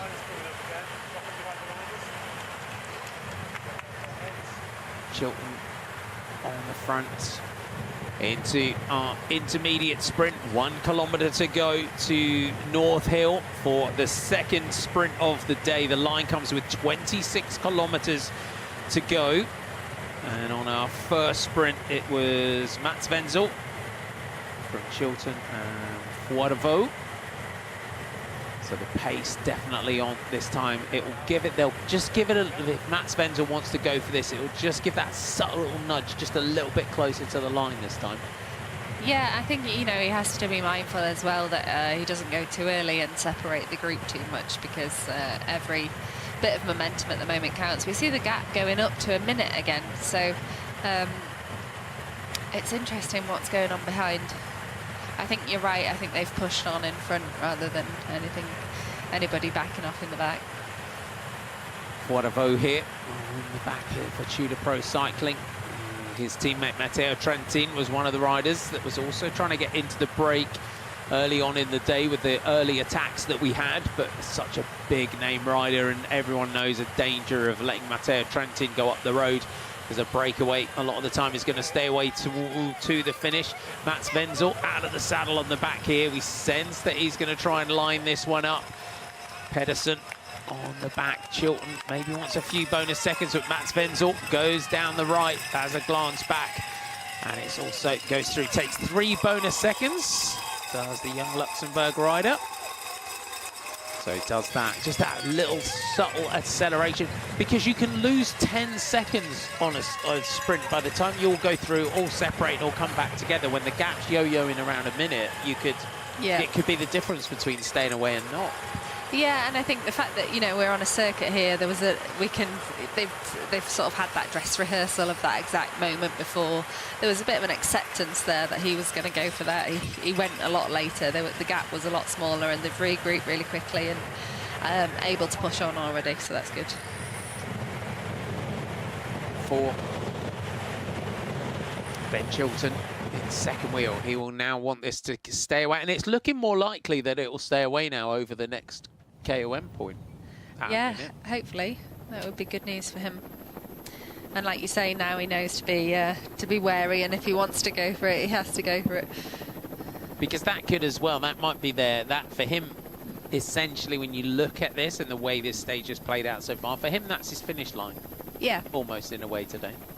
Yeah, absolutely. He'll be getting that information from the team car that's the most that they'll be able to get out of this stage, and you know, it's an important moment for him to don that jersey, hopefully. Matt Bramier and Alex Greenfield in the team cars behind, directing the Great Britain national team. A rider that's based in France a lot of the season. He'll be going into cyclocross season as well. And for Ben Chilton, this is a perfect sort of lineup for him going into cross season. For me, he's really developed as a cross rider over the last couple of seasons. I've been really impressed, and I see him a lot in the winter, and a lot of it, especially in the sort of exact cross series, which is the slightly smaller series. And I'm really interested now looking at him in this break and seeing where he is and the success he's had in France this season. I'm really interested to see where he goes this winter. Yeah, well, you know, we were talking before, it's an interesting point in the season. People are using this race for different things. And yeah, going into a cyclocross season, it's a perfect stage race as well to kind of fine-tune their form and get that extra load going into a cross season.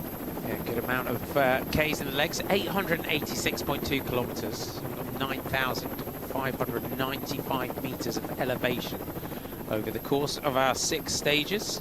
So good little week's training in the legs. Exactly, yeah. I would prefer that to a week training. Geraint Thomas really fighting for the front. You see there in that orange jersey, wearing number 1. He's really battling to keep towards the front. And Geraint's very, very good at a lead out as well. He's always had that sort of natural positioning, hasn't he, within the peloton, that time trial engine that he has. Yeah, he has. I mean, obviously he started out as a track rider. He was a very good Madison rider as well, very technically a very good rider. Also really good in the classics. I mean, he concentrated obviously on the Grand Tour in his later stages of his career, but he definitely knows how to handle himself in a technical finish, and he's very fast as well. So he's the perfect lead-out man, really.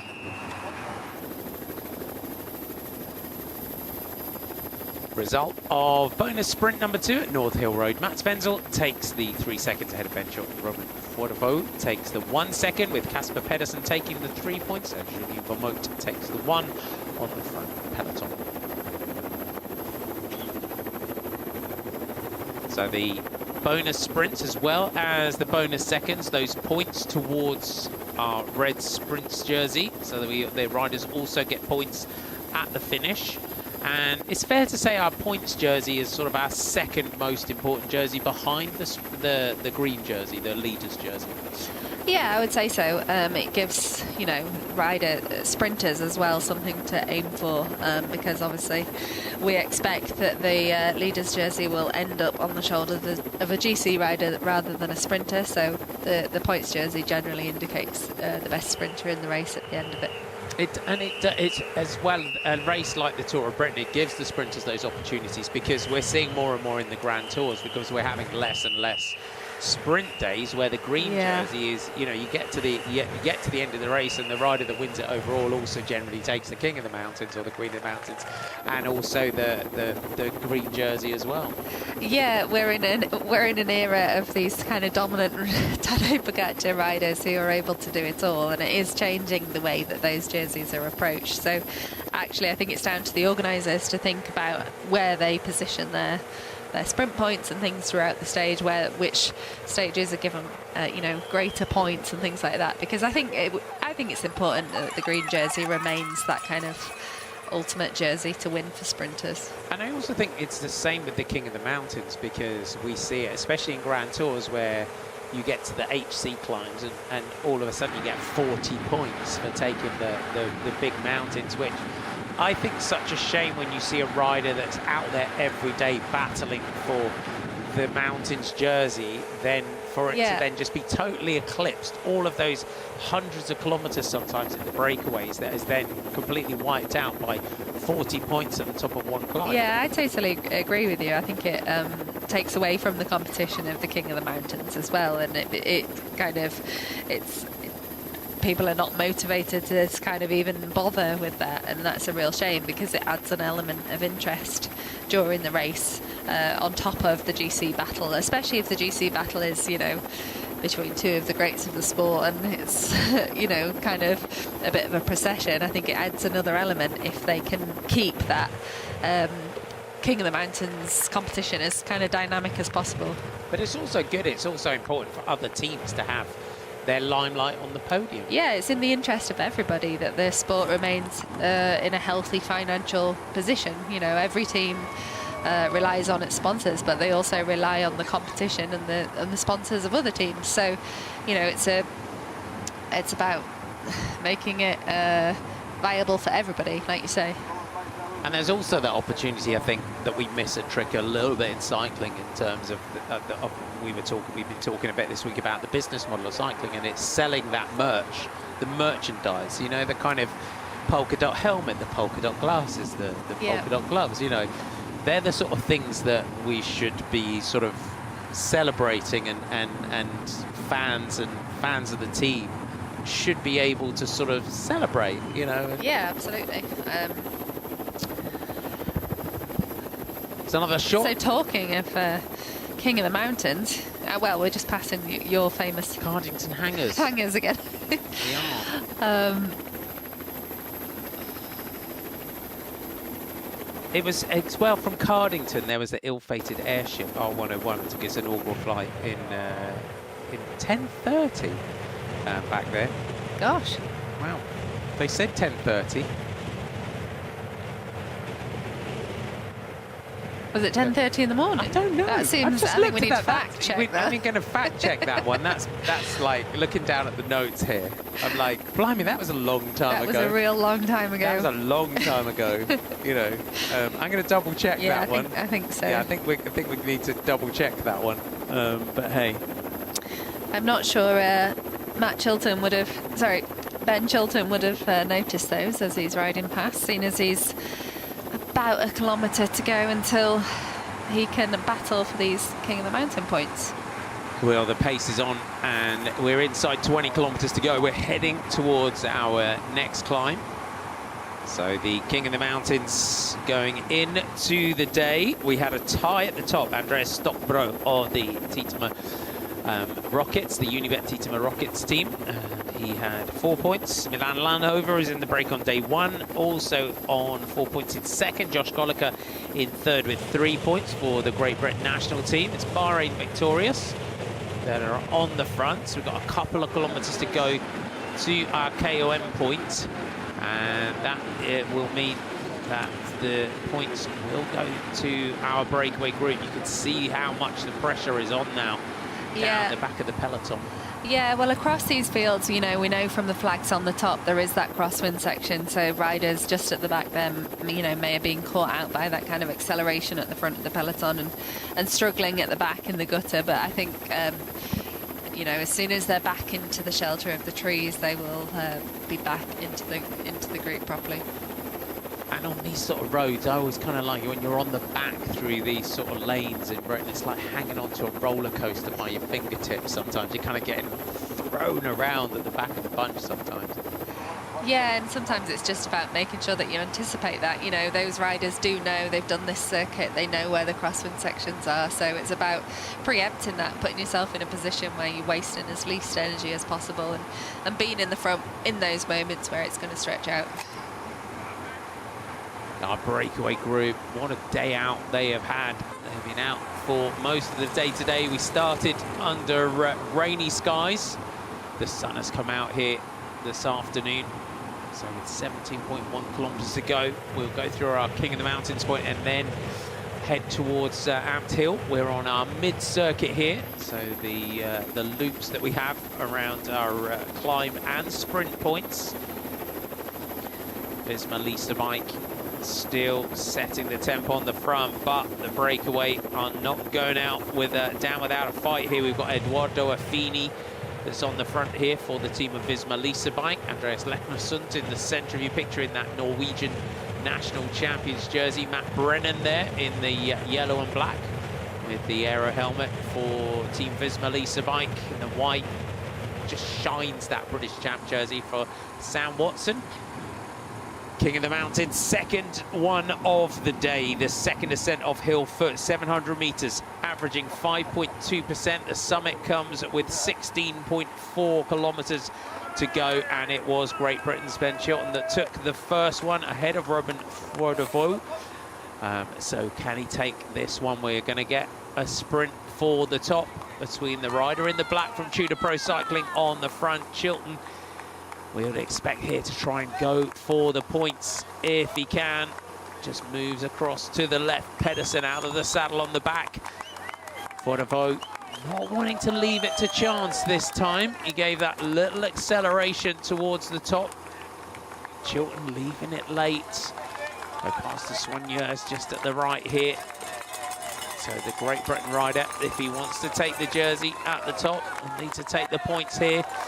I think he certainly looks like he's going for it. You know, the last time we saw him, he was just riding tempo on the front and sort of almost won them by accident, I think. But here, the way he's setting up, it looks like he's a little bit more interested in actually going for it. That Belgian flag just shows that we have got a crosswind straight across the climb here. The gap has really come down now. It has. Fordevaux here on the back. Matt Svendel's on the front. Chilton needs to line up for this sprint here. Don't leave it to chance.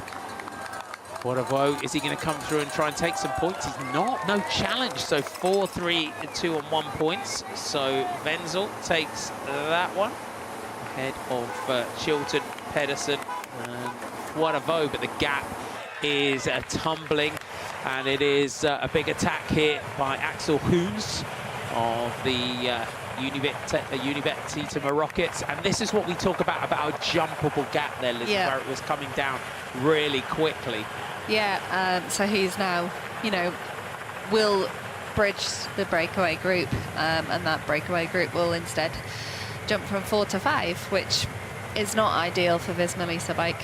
But I think at this point, you know, we're still safe. You know, it's still 15 kilometers to go. You've got 4 very tired guys in front. But it's a nice move from Unibet. It is the Unibet Titema Rockets, the YouTube channel that they use, their different model that they're using to fund their team. As we look from the aerial shot here, Visma Lisa bike, Matt Brennan, 3 riders from the front, just at the bottom of your picture in the red jersey with the mint helmet is Tor Gummerstad. 3:15 kilometers to go, and our breakaway are really driving this one on. Matt Svenzel, flick of the elbows, Robin Fordevaux. It comes through, but coming across like a rocket is Axel Hoons here.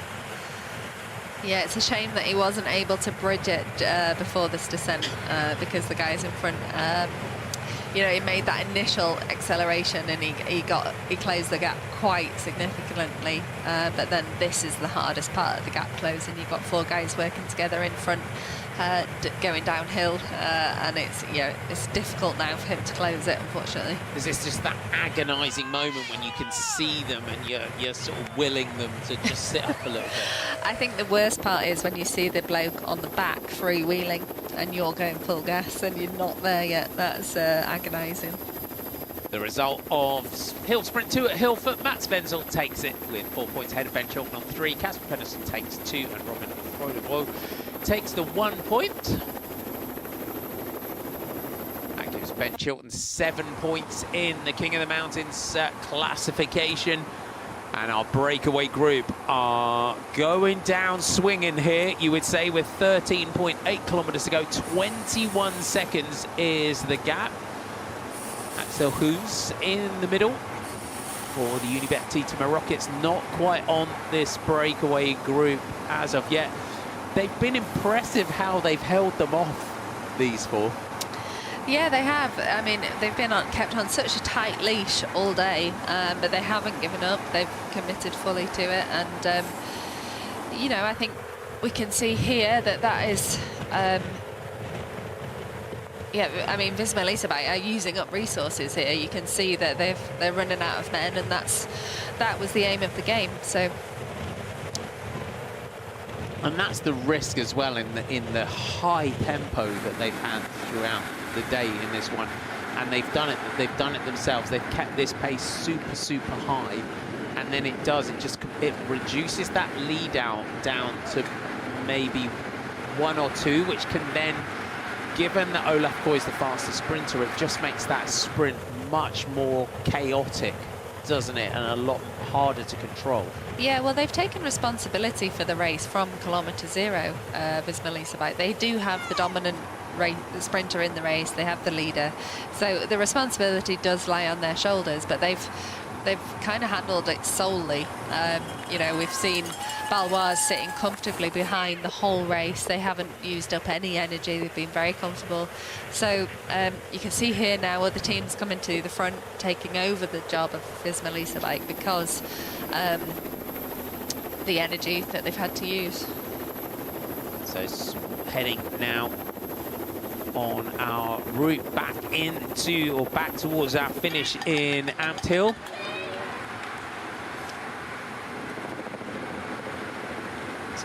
It's a twisty run in. It's pretty much a block headwind still of 22.5 kilometres an hour back in towards the line, and our brake has split. So Pedersen goes with Frodevold. Chilton and Wenzel's just off the back here. Can they get on? But this looks like the last-ditch effort here from our breakaway group. The rider that started it in Casper Pedersen, and from the Tudor Pro Cycling team, Robin Frodevold. It looked like a case there of 2 riders being unwilling to give up on the breakaway and the other 2 accepting the inevitable of being caught. So we see here Evenepoel pushing on at the front, closing the gap. So we have got a reaction behind, and one of them is Remco Evenepoel in that gold helmet. And we see, you know, Visma Elisabeth are not on the front. They're not able to control it. That is an interesting group going away there. So looking back over the shoulder, and Remco Evenepoel immediately sees that he has gapped the rest of the riders. He's got a few riders that have been able to stay with him. One of them is Andreas Leknesund, the Norwegian national champion, is in there. So there will be the loudest of alarm bells sounding in that peloton behind, with Remco Evenepoel going off the front. And this now, as we've said, chaos and mayhem can ensue now because if there's no control over the front of that peloton. Yeah, and on roads like these, you can see that it's, you know, we can see from the profile it's not downhill like it was all the way to the finish yesterday. There are still some lumps that they have to get over, and there's still opportunities. You know, Remco there has been closed down. He's incredibly strong, but he's still been closed down. But an unknown rider might be given a little bit of space and might make it. You never know. So that kind of, the control is gone now at the moment from the peloton, and that's because Visma Elisabeth are not there. but still 10 kilometres to go, and other teams have an interest in that bunch sprint too. So, and it can be that second or third attack that goes sometimes, isn't it? As you said, when Remco goes, it's like a beacon that lights up on the front of the bunch and the alarm bells are ringing in your ears. But it could be that, as you said, just that second or third rider that just times it on a little rise maybe, that could manage to make something stick today. But it's the pace today as well throughout. I mean, it's been full on from kilometre zero. Yeah, it's been relentless really. There's been no let up. So in order to get away from a group like this, in order to get away from a peloton like this, the extra speed that rider on their own would have to produce is almost impossible. So 10 kilometres to go here on stage 3, heading towards Ampthill. We started in Milton Keynes. It all looks like a bunch sprint, but without a dominant team now at the front, it is going to be a chaotic run-in towards the finish. We see Little Trek just moving up. They've got Tim Thorn-Teutenberg for this sprint. Maybe we need someone like Ineos Grenadiers to get hold of this one for Sam Watson, because looking at this finish, it's definitely his kind of finish. Looking at the technical run-in, that little kick up just before the line, then that run down to the finish. Yeah, I mean, the best chance is to have the best lead out if you're taking on a rider like Coy. So we saw Bahrain yesterday. They did a phenomenal lead out. Ineos are capable of it with 9.5k to go. The peloton is all together. So I think we will see some lead outs now. Some lead outs starting to form on the road. And we're now seeing we're getting 1 or 2 riders from different teams, and that's again within a team. We've seen the Lo Van Bels and the Julian Vermotes on the front throughout the day. Now you've got the riders like a Matteo Trentin and these sort of riders that can do 5k on the front and just leave their rider with inside that final kilometre. Yeah, I think, is that Aronsman there as well? You see him closer to the front than he was yesterday. Maybe he's learned from yesterday that actually he'd rather just put in the effort and stay on the front than be caught up at the back in a crash. So, I mean, he was unfortunate yesterday. He had that puncture, which meant he had to come all the way through and then got caught up in that crash. So maybe he's just keeping himself nice and safe at the front now. Yeah, it was. It was an unfortunate one. Now, Uno X towards the front as well. Uno X, Alexander Kristoff, fast finisher for Uno X. Will they put their eggs in that basket today? I think it'd be really interesting to see what Tor Gummestad does today. We haven't seen AG2R Decathlon put much firepower at the front, so they've still got a fresh team, and I think the finish really suits him after seeing what he was able to do on stage 1. So obviously he'll have the fire in his belly from yesterday's bad luck as well. So yeah, that puncture that he had yesterday was, I thought we was just denied that little tree. We've got a big attack now through the trees, under the shadow of the trees. It's the UAE team. Is this Julius Johannesson that's going on the attack here for UAE Team Emirates XRG? Big move going in here. So 3 teams just trying to get clear. So Big Tim de Klerk also getting up there. Matteo Trentin is there for Tudor Pro Cycling. Got one Bahrain victorious. Is that Fred Wright trying to get clear? We get an idea when we get closer who our Bahrain victorious rider is. You can see the pressure here. Thymen Aronsman now a little bit further towards the back with Geraint Thomas. He's wearing number 5. Geraint Thomas there wearing number 1. Sense the pressure and the frantic nature of this one. The team Lo Van Bel and Thomas Gloag there in the yellow and black. This might be a good moment as the pressure goes off. If someone can launch a big one here with 7.5k to go. There's a lot of looking around here at the moment. I sense Trentin might time another one here for Tudor Pro Cycling. Julien Alaphilippe just moving up on the right of your picture in the black jersey with the red helmet. Might Alaphilippe fancy his chances of a late one?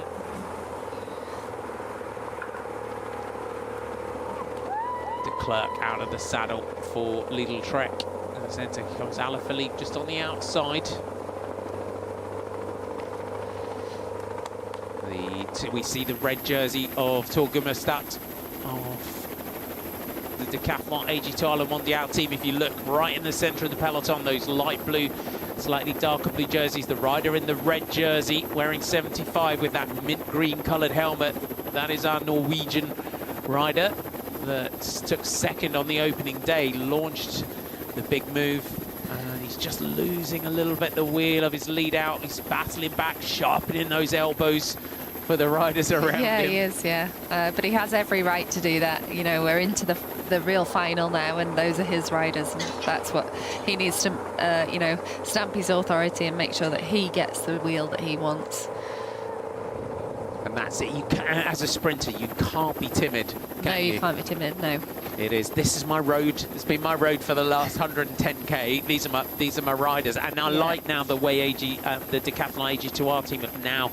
They've managed fought that left-hand side of the road. Yeah, it's so much easier to dictate where you want to go on the road when you've got one side of the road. You don't have to manage riders trying to sneak in on your line from left and right. You just have to manage bouncing people off your right-hand side. You hold the line on the gutter and the left, and it's the safest place. So if you can hold one side of the road, it's easiest to maintain your position. But also, when you're coming through corners, sometimes as a lead out, you want to kind of fan out in a way, don't you? Yeah, you want to make sure that you cut it and you get the fastest line through it. So we've talked about before, though, sometimes, you know, you get forced into this position early because you've got that luxury position of one side of the road. You don't want to give it up. But with 6k to go, still, you know, it's quite far to go. He's only got 2 riders in front of him at the moment. Got to be careful not to go too soon. It is. It's that wait, and he's just taking these left and right turns here. Torgumerstadt on the wheels of his teammate Julien Alaphilippe has latched himself on to the wheel of the young Norwegian Sam Watson, moving up on the right of your picture in that white British Champions jersey with the red, white and blue bands. Easy to pick out. He's on the wheel of the Ineos Grenadiers. Olaf Koy quite far back. Yeah, he has that confidence to just sit back, and also that luxury because he is the wheel that everybody will fight for. So if you, underneath your elbow in the bunch towards the final, see Koy there, you're going to let him through and open that door because he's the best wheel, to be honest, the fastest wheel in the finish. So there's a luxury as well to being the fastest because you get the best line through usually. Of course, sometimes it's good to box that person in too. It depends, but most of the time there's an element of respect, and yeah, people want to be on your wheel. 5 kilometers to go. We're starting to get the formation of these lead outs, but it's 1 or 2 riders in front of each sprinter. No team has supremacy over the front of the peloton. Reinforcements coming up for the Decathlon AG2 Mondial. Beautiful move there. Yeah, that's what they needed. They needed an extra guy in front. So now the front 2 potentially can rotate. You know, he's already put in some effort to maintain that position. So the best thing to do is that those 2 rotate on the front and give each other a rest. Do 30-second pulls, rest, 30-second pulls, and keep those 2 at the back as fresh as possible.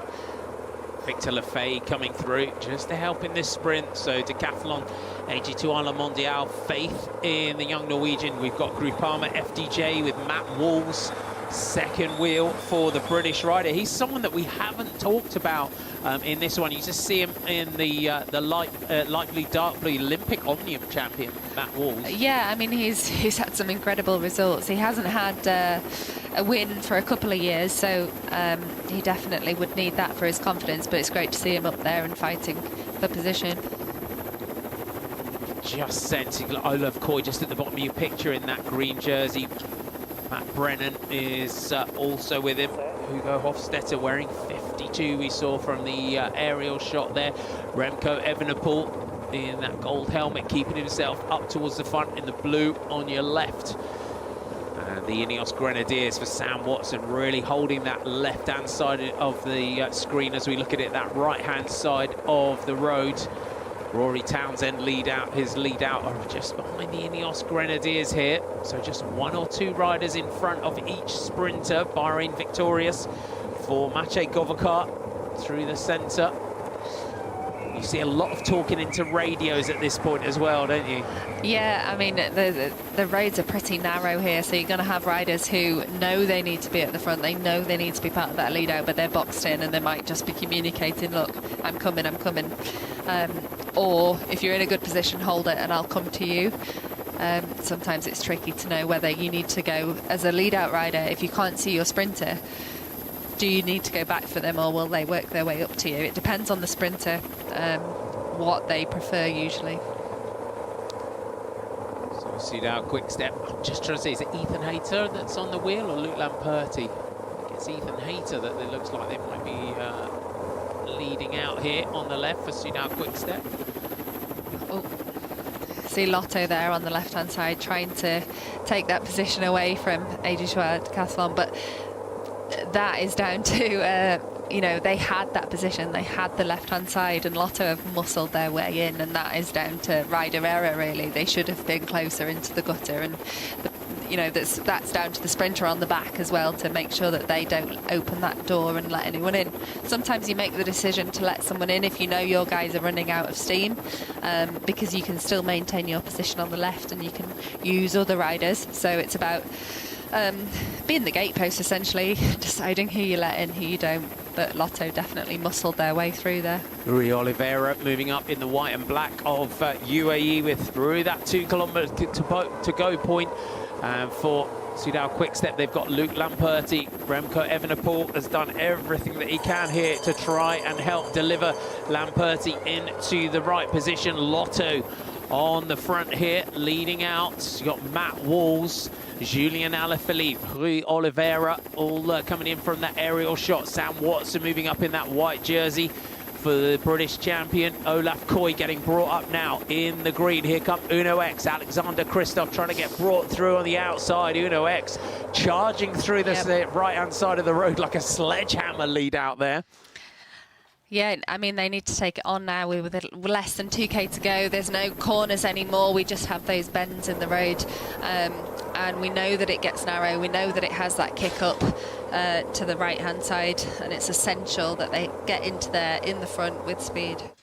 Julien Alaphilippe, Matteo Trentin with Alberto Dianese locked in for Tudor Pro Cycling. They're looking now for that Flamme Rouge across the road as Lamperti, the American, moves up onto the wheel of Milan Menton of the team of Lotto. Alaphilippe rolling a huge gear on the front here. Here come the Flanders Baloise team. Watch out for Tom Krabbe. Koy there as well, just picking his way through. No need for a full lead out, just able to just pick his way through. It's a tricky run now into Ampthill, through 1 kilometre to go here. And they'll line this one up for the sprint. They've got that little rise just before the line, and it is the Unibet Team Rockets here that have got the front in the lead out. Here comes Olaf Koy. He's got Matt Brennan in his wheel. On the wheel. Are they going to lead out here? Visma Lease bike for the young British rider. They said coming into this one that was their team plan. They've got a right-hand turn and then a little kick up towards the line. Matt Brennan is right on the wheel of Olaf Koy, Hugo Hofstetter, Milan Menton. Oh, Dianese bouncing around like a pinball. Right-hand turn, and it is Tudor Pro Cycling that have got the front. It is Olaf Koy's second wheel. Matt Brennan on the perfect lead out. It looks like Team Visma Lease bike are going to look to try and deliver the young British rider, Matt Brennan, to the line. Koy leading out for his young teammate. Brennan comes off the wheel now with 100 metres to go. Dianese trying to come through. Matt Brennan has the front. Brennan takes it for Visma Lease bike. They stuck to the plan. It's 2 wins for Olaf Koy. It is a huge win for Great Britain's Matthew Brennan, delivered with absolute perfection to the line by Olaf Koy. Amazing. I did not see that coming. I did not call that. I think that's amazing. Hats off though to Brennan for the soaking up that pressure. Amazing. And delivering, because it's one thing to be led out by Olaf Koy's 1-2 stages. For them to that confidence that you need as a sprinter, isn't it? To soak that one up and deliver. Yeah, and a really valuable 10 seconds heading into the next few days for a GC battle as well. Wow, wow, wow. 20 years old, Matthew Brennan, 12th victory of the season. What a win. And what a lead out as well. It What a perfect. day again for Visma Leasabike. Yeah, incredible. Take us through it, Lizzie. I mean, we see here he makes the jump. Coy makes the jump on the climb. He totally gaps. I mean, there's only, what, 4 or 5 riders there able to follow that acceleration. And then we know over the top, Brennan comes through and, yeah, nobody's matching him. He's accelerating away from people there. So, incredible, brave, bold, love it. Confident decision, and it's paid off. And this is the way he's won this season as well. You know, this gap, this acceleration that he's had in towards the finish, but also big respect to Olaf Koy. Yeah, huge That's respect. a selfless ride from him as well today. Very much so, yeah. It's clear that they've already started turning their attention towards the GC. So, yeah, unbeatable at the moment this week. What a win. Dianese shaking her head. I mean, Alberto Dianese as well, bouncing around in that. I mean, how he held that was a save of the day, I think, in that run-in for Dianese. Yeah, I mean, I think Tudor Pro Cycling did a great job, actually, of delivering him in the last few kilometres. So he had a great shot at it and just wasn't fast enough. I mean, Brennan was just accelerating away from them there. What a day, what a ride. And this is what he said at the beginning of this race. He was going to learn for 2 days. Pays the team back with a victory.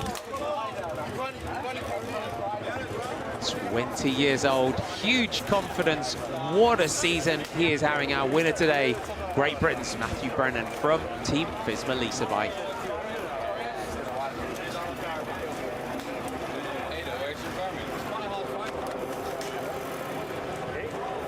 He went all in today. He's got his aero helmet, you got your skins. I mean, this is all those little things that you were talking about, Lizzie, in terms of what. Yeah, what you need. I mean, he didn't need them today, did he? I think he would have won in a jersey and shorts. Yeah, phenomenal performance from him, and you know, Coy did a brilliant lead out, but it wasn't just because of the lead out. I think it'd be easy to assume that if the fastest bloke in the race is leading you out, then you're going to win. But in the final, we saw that Matthew Brennan was accelerating away from the sprinters behind him as well. So a really, really impressive and deserved victory there. Our top 10 looks like this. Matthew Brennan takes it ahead of Alberto Dainese, Rui Oliveira, Hugo Hofstetter, Milan Menton, Tim Thorn-Tutenberg, Mate Govakar, Tom Krabbe, Olaf Koy hangs on for 9th, and Mark Prostenga rounds out our top 10. So some good names getting up there. Another good top 10 from Tom Krabbe, good Tim Thorn-Tutenberg, Rui Oliveira as well. It's good to see the Portuguese trackie, we could call him, getting up there as well. Yeah, well, it's a good finish for him as well. You know, it was technical, it was fast, and about making the right decisions in the final. You can see that, you know, Tim Teutenberg was back up there today. So there's a real mix going on, but at the front, it's very much the yellow men that are winning, isn't it? Good to get a British winner as well. Yeah, home tour. That's a really important moment as well in a career, to get a home, for him to get a win in his home tour. Yes, definitely. I mean, it's a prestigious race in its own right, but a win at home is definitely more special. Let's have a look at the last comment. I mean, it was just the rough and tumble of this one, wasn't it? Yeah, it was really hectic. I mean, you see Tudor Pro Cycling here. They've got 2, but you can see actually Visma Leasabike again timed it pretty perfectly. They had 3 together in the final kilometre, and it's here that we started to question, oh, actually, maybe the lead out is coming from Coy for Brennan, because Brennan was in his wheel. And they moved up as a 3 at the perfect time with way more firepower than the other teams there. So they controlled the race. They had the left-hand side of the road so they could cut in on the right and deliver the guys around that corner. I mean, when you get a lead out from Edoardo Affini like that, it's a bit like getting brought through by a Ferrari, isn't it, when he does a big effort like that? Yeah, you see the slingshot here around this final corner, and then Coy accelerates, and you see just that gap opening up there. There's only really 5 men in the race now, and once he is in full flight, nobody is coming past him. They're all just fighting for the wheel, sat down in the saddle before Brennan launches. But you've also, we talk about, as we said, getting a lead out from the fastest rider in the race, but you've also got to be quick enough to come off the wheel. Absolutely, yeah. There was no gift there. Brennan was incredibly fast and gaps the people behind him. You know, nobody is even getting a rush on him. Dainese there had a good acceleration around the outside, but still Brennan is pulling away from him. He is, and that again, it's a really, again, a young British sprinter in that position, getting to see that aerial shot there as well, and the way that power when he opened it up there, how he did pull away from second and third. Yeah, they've timed that perfectly and delivered perfectly as well. Like you say, under pressure, it's not easy to be, you know, led out by the rider who's won the previous 2 stages and pull it off, and he did easily. And that is our 3 sprint days behind us, because the Tour of Britain is about to get just a little bit more spicy in terms of the parkour, a little bit hillier now. Yeah, it certainly is, and you know, like we said before, Brennan has that extra 10 seconds in the bag now, and who knows, that might be vital in the coming days. Beautiful shots around our Finnish town in Ampthill. It's been a really picturesque day that we've had between Milton Keynes and our finish.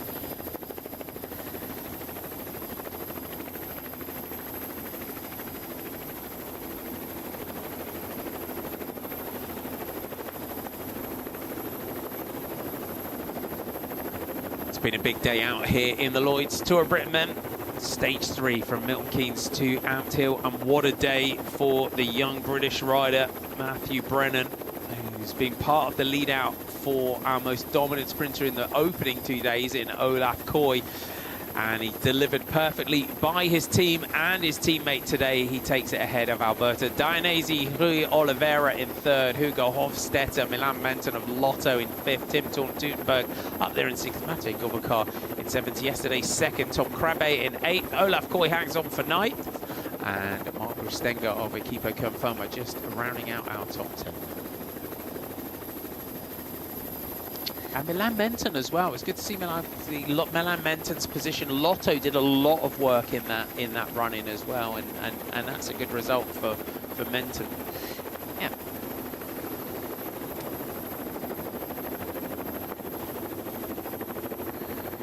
And our test track. Let's have a look back at the highlights of the day. We had the Bauke Mollema attack early on, Matteo Trentin going. This was Casper Pedersen when he launched the move for Soudal Quick Step, and quickly on him, and it was a good combo, I think, this one today.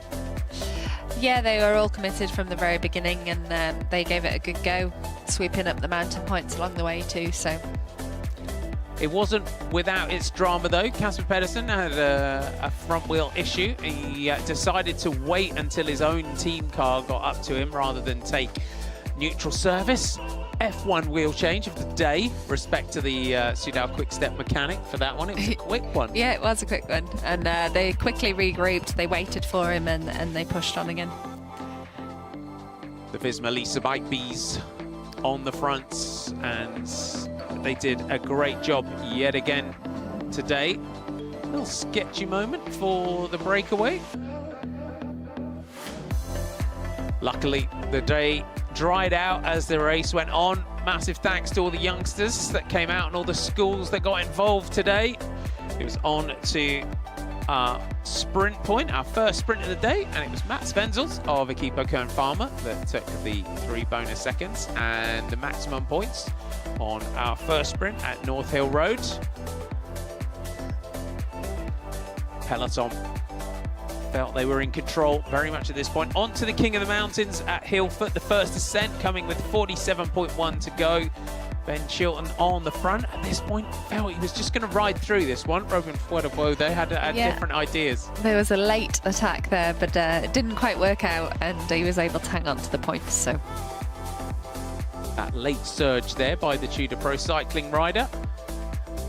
And when we look at the shots we've got on the helicopter, we look at the day, we go on to sprint 2. Mads Wenzel took that one. The gap yo-yoing around a minute for for most of the day. Yeah, they were held on a very tight leash. They were not given much sliding room there, but you know, Visma Lease Bike in complete control all day. There was a moment there with about we'll see in a moment, about 10 kilometres to go where that control went, but most of the day they were in control. They were indeed. Mats Benzel's taking maximum points on the second King of the Mountains. Chilton taking second, so that'll give him 7 points at the end of the day. Hoons of the Unibet Titama Rockets did try to get across to the break on the climb. It did split with Chilton and Benzel's going backwards. It was a late surge. Remco Evenepoel.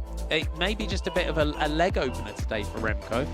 Yeah, I think he just thought, why not? He was clearly in a good position and thought he could maybe feel the tension in the group, that there was a bit of chaos. Visma Lease Bike were not controlling the front anymore, and he took an opportunity.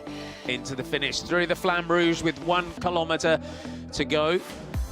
And Visma Lease Bike, after the work that they'd done all day, it was the Unibet Titama Rockets that were leading out on the front.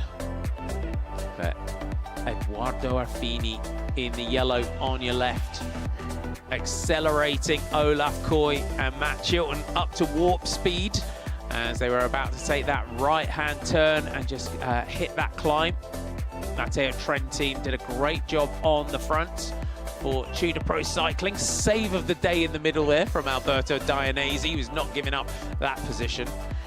And then just through this final corner, and it's just the speed here that Trentin drops Koy off for Dianese, but perfection here.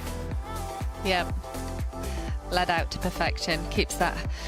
Matthew Brennan makes the right decision, goes to the left-hand side of the road and accelerates away from everybody and wins the race easily. Dianese, Oliveira, Hofstetter, Milan all up there, but you see where the 20-year-old Brit here accelerates. He is taking meters. Drops the big watts there, Matthew Brennan, and takes the 3rd win of this race for Team Visma Lease Bike. And he said himself he would like to target the general classification. He's picked up 10 bonus seconds, and that will do his GC ambitions no harm at all. Congratulations all round. Koy, Affini, Van Belgloog, Vermote delivering Matthew Brennan his stage win. And the general classification looks like this as we head to stage 4. Olaf Koy 10 seconds ahead of his teammate Matthew Brennan. Alberto Dianese in 3rd at 14. Krabbe, Wenzel, Hofstetter, Watson, Stockbro, Langhover and Voidevo. Here's our top 10. 18 seconds separating them as we head to the hills for stage 4.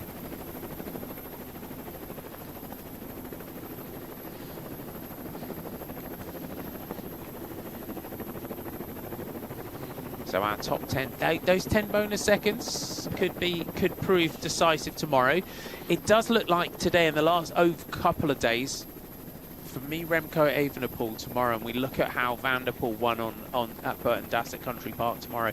It does have Remco written on it as well. Yeah, I mean, he certainly looks aggressive. He looks up for it. He's ready to get stuck in, isn't he? I think he's probably looked a little bit frustrated the last couple of days. So it'll be interesting to see what he comes up with. But I think a great message from Matthew Brennan there to his rivals. Who's, you know, he said he was going to.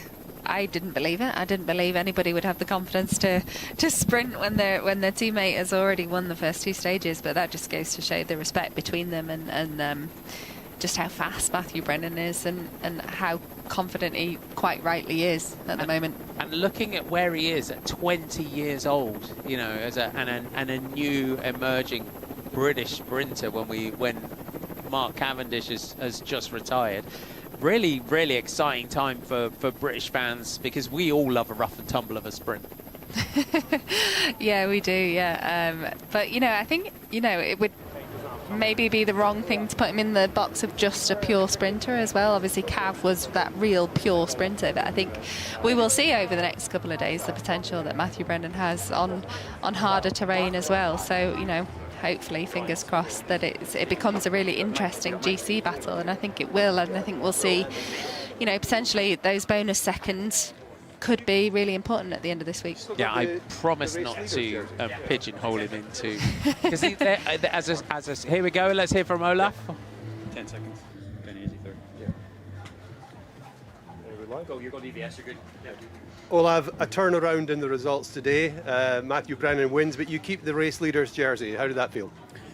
Yeah, nice. I mean, yeah, another day where we worked hard to get a sprint in the first place, and yeah, we had a plan to turn it around for today, and yeah, I was happy to do my job and deliver him in a good way.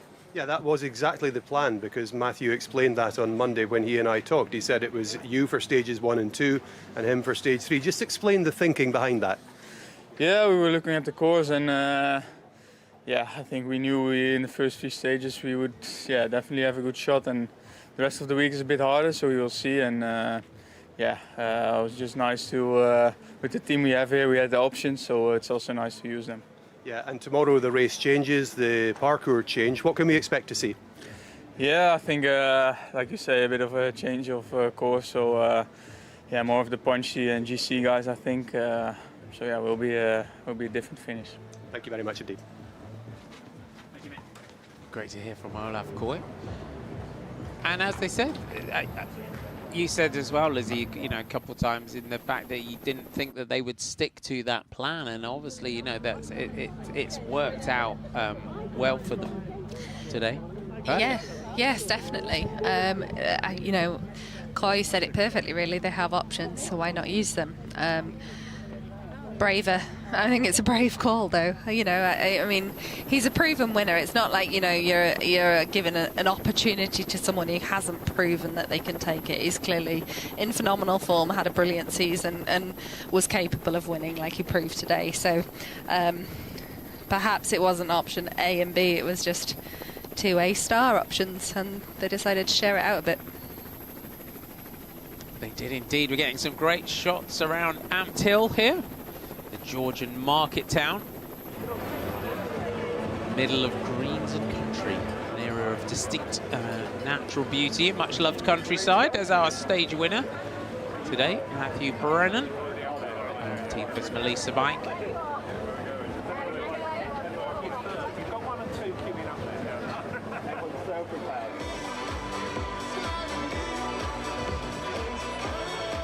Really ready for our podiums here. Stage 3.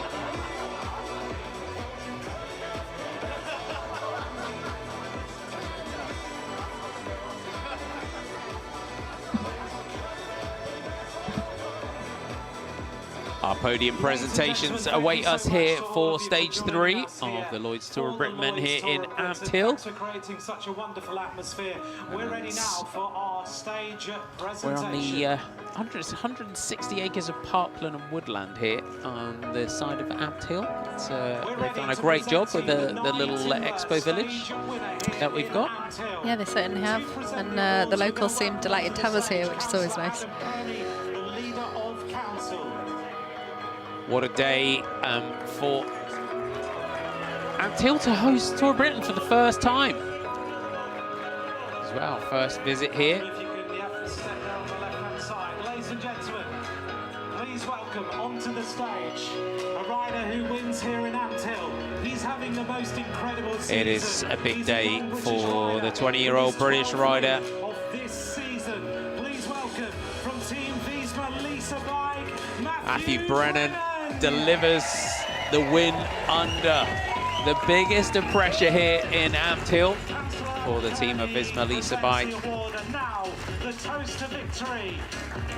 Our very cultured toast to victory, high toast you've got to have there. Matthew Brennan.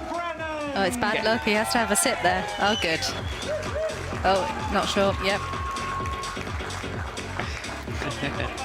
He also gets that one as well. They'll have that over dinner. They've had 3. They have, yeah, maybe that's the secret. So the mechanics and the Swannies as well have a cheeky glass. And you do have a little big celebration around the dinner table as well at the hotel. Yeah, you do. It's really important to do that. You know, as soon as you become complacent about winning, I think that's a mistake. So yeah, you should absolutely celebrate your victories. And that's it, especially for a young rider like Matt. That is, as you said, and you won so many races and big races in your career, it is really important to really enjoy and remember those moments, isn't it? Yeah, just take a moment to reflect on what you've achieved. I mean, it's difficult to do. We're in a sport where your next race is not very far away, and you know, people are often putting pressure on you, but I hope that he understands that it's important to celebrate. Yeah. That's a great piece of advice. We're going to move on in our jersey presentations. This is our overall leaders jersey, and what a team role he played. 2 stage wins already. He will take our green leaders jersey into stage 4. Olaf Koy of Team Visma Bike still leading the Lloyds Tour of Britain men. Who will be in that green jersey? Sorry, he'll have his work cut out if he wants to keep it.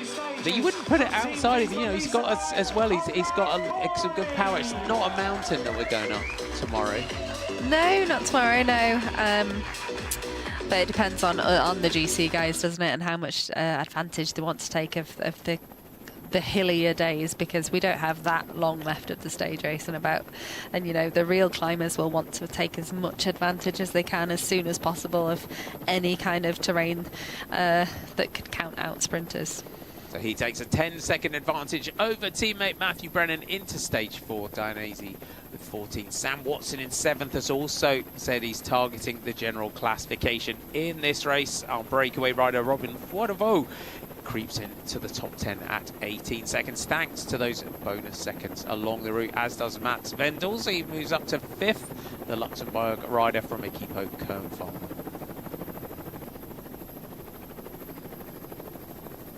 Stage 4 tomorrow from Atherton to Burton Dassett Hills Country Park. And our Combativity Award today goes to Ben Chilton from the Great Britain national team.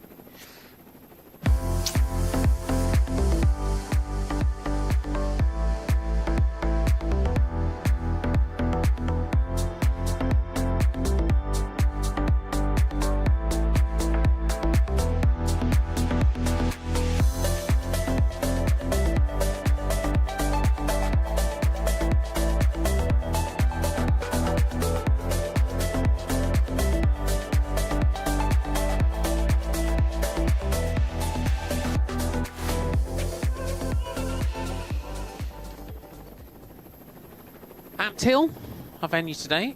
If you'd like a little bit more history, as we're here on our podiums, a little bit more history of Ampthill.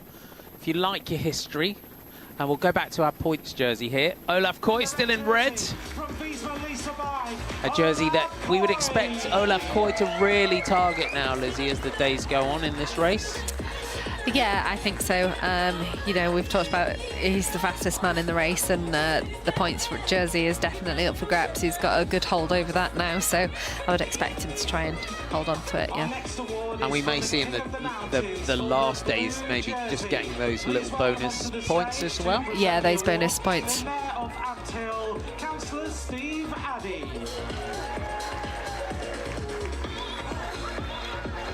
Let's give a warm welcome to the leader of the King of the Mountains. He worked very hard today in that breakaway. You've seen him before. The leader of the King of the Mountains from the Great Britain cycling team, Ben Chilton.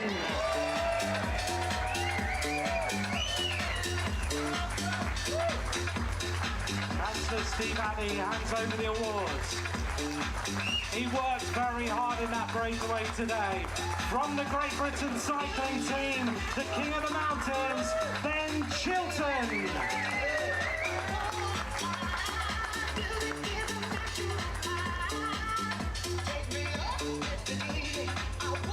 We're ready for our final awards here in Ampthill. We're going to present the leading best young rider. Let's welcome back onto the stage the leader of Councillor Adam Zerny, to present the awards.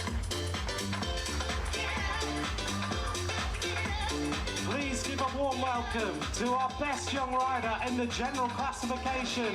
Only 10 seconds down now from the overall lead in this Lloyds Tour of Britain. Please welcome the white jersey.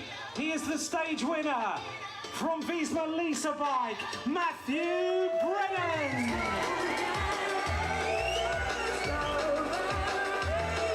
Adam Cerny hands over the award. The best young rider, second overall in this race from Wiesma Lisa Bike, Matthew Brennan.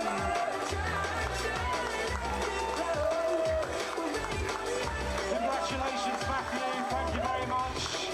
And thank you to Adam Cerny, the leader of the council. Well, Ampthill, thank you very much to all of you. What an amazing atmosphere. Wonderful to see all of you with us. And welcoming back onto the stage our two hosts for the day. Kenzie, what a day. It's been absolutely phenomenal. I think we should give a special mention to the crowd here because they've certainly brought the energy and support for our riders today. But certainly a great one for the British riders, wasn't it? Ben Chilton and Matthew Brennan. How special is it to win on home soil, Charlie?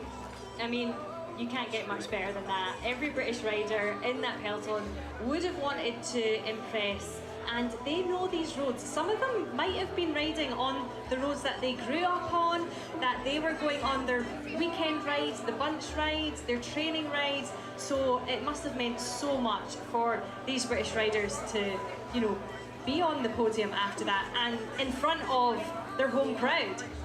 And we were down there on the finish line. You were guiding us through proceedings. It was a really exciting finish, Anthony. I think for British fans today has been pretty special because you've seen Matt Brennan on home soil and seen how fast he is. I remember early on in the season commentating on his second win of the year. I was in Catalonia. This British rider came blitzing across the line, beating some of the fastest riders in the world, and everybody went, who is he? 12 wins this season. He's a phenomenon. He's going to be incredible.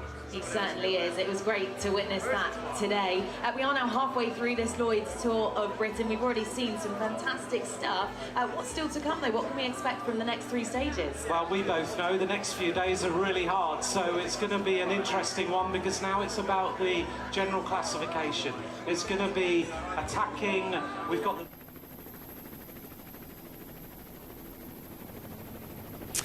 Well, the sun's out here in Ampthill. The expected team delivered perhaps an unexpected winner today. A real plot twist here on stage 3. Fantastic bit of racing. Some hardy folks have waited for quite a long time to see what pearls of wisdom might drop from Danny Rowe's mouth. But I have to say, Danny, hats off to you for getting that right. Earlier on in the day, you said, not sure that this is going to be an Olaf Koy day again today. You said, how about Matt Brennan? You got it spot on. Yeah, and I think I said about Matt Brennan for GC at the very start of this stage race too, so I'm still holding out hope for that. Steady. I'm backing myself. It's all about confidence, isn't it? But yeah, it was an amazing display from Matt Brennan yet again, and the team of Wiesma Lisa Bike, who are the team to beat, aren't they? It's been the Wiesma Lisa Bike show from start to stage 3, which we're on now. But this helicopter shot just reveals Brennan's strength, doesn't it? Because right at the line, only there does he begin to ease up. He knows he's got the victory, but all the while he's pulling away from Dainese and the rest. Yeah, and some people ask the question as to why would you risk it with Olaf Koy being here and being the favourite sprinter. But in my opinion, it's not a risk with Matt Brennan. He is a prolific winner. He has only just turned 20, but this is his 12th win this season. Yeah. And when you've got Olaf Koy leading you out on such a fast sprint finish like this, there's only going to be one winner, and that was Matt Brennan. So yeah, it was another incredible display of talent from the young British rider. And that's also something that's of an importance. You know, we're in a British race, so it will mean a lot for Matt Brennan as well. And obviously those vital 10 seconds that he's picked up now in his fight for the GC. Could be critical. I mean, the Tour of Britain traditionally is won by seconds rather than minutes, isn't it? So we'll have to see how that plays out. But just those shots of Wiesma Lisa Bike, the team there celebrating along that side their young British star, it says a lot about Wiesma Lisa Bike, the way they approach their racing. They are, as a unit, as a team, as a squad, very systematic. So this kind of flipping of the tactics and riding for another rider on any given day, that's within their sort of modus operandi, isn't it? They did it a couple of years ago with Wout van Aert and Olaf Koy, and they've done it again with Brennan.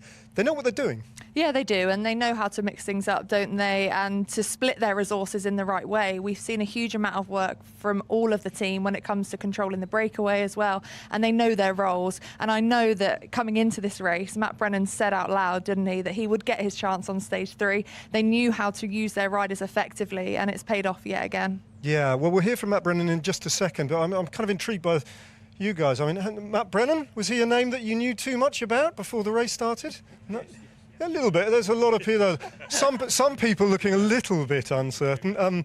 We're all on a journey of discovery about this super talent who has broken through this year. Let's hear from the winner of Stage 3, Matt Brennan. Yeah.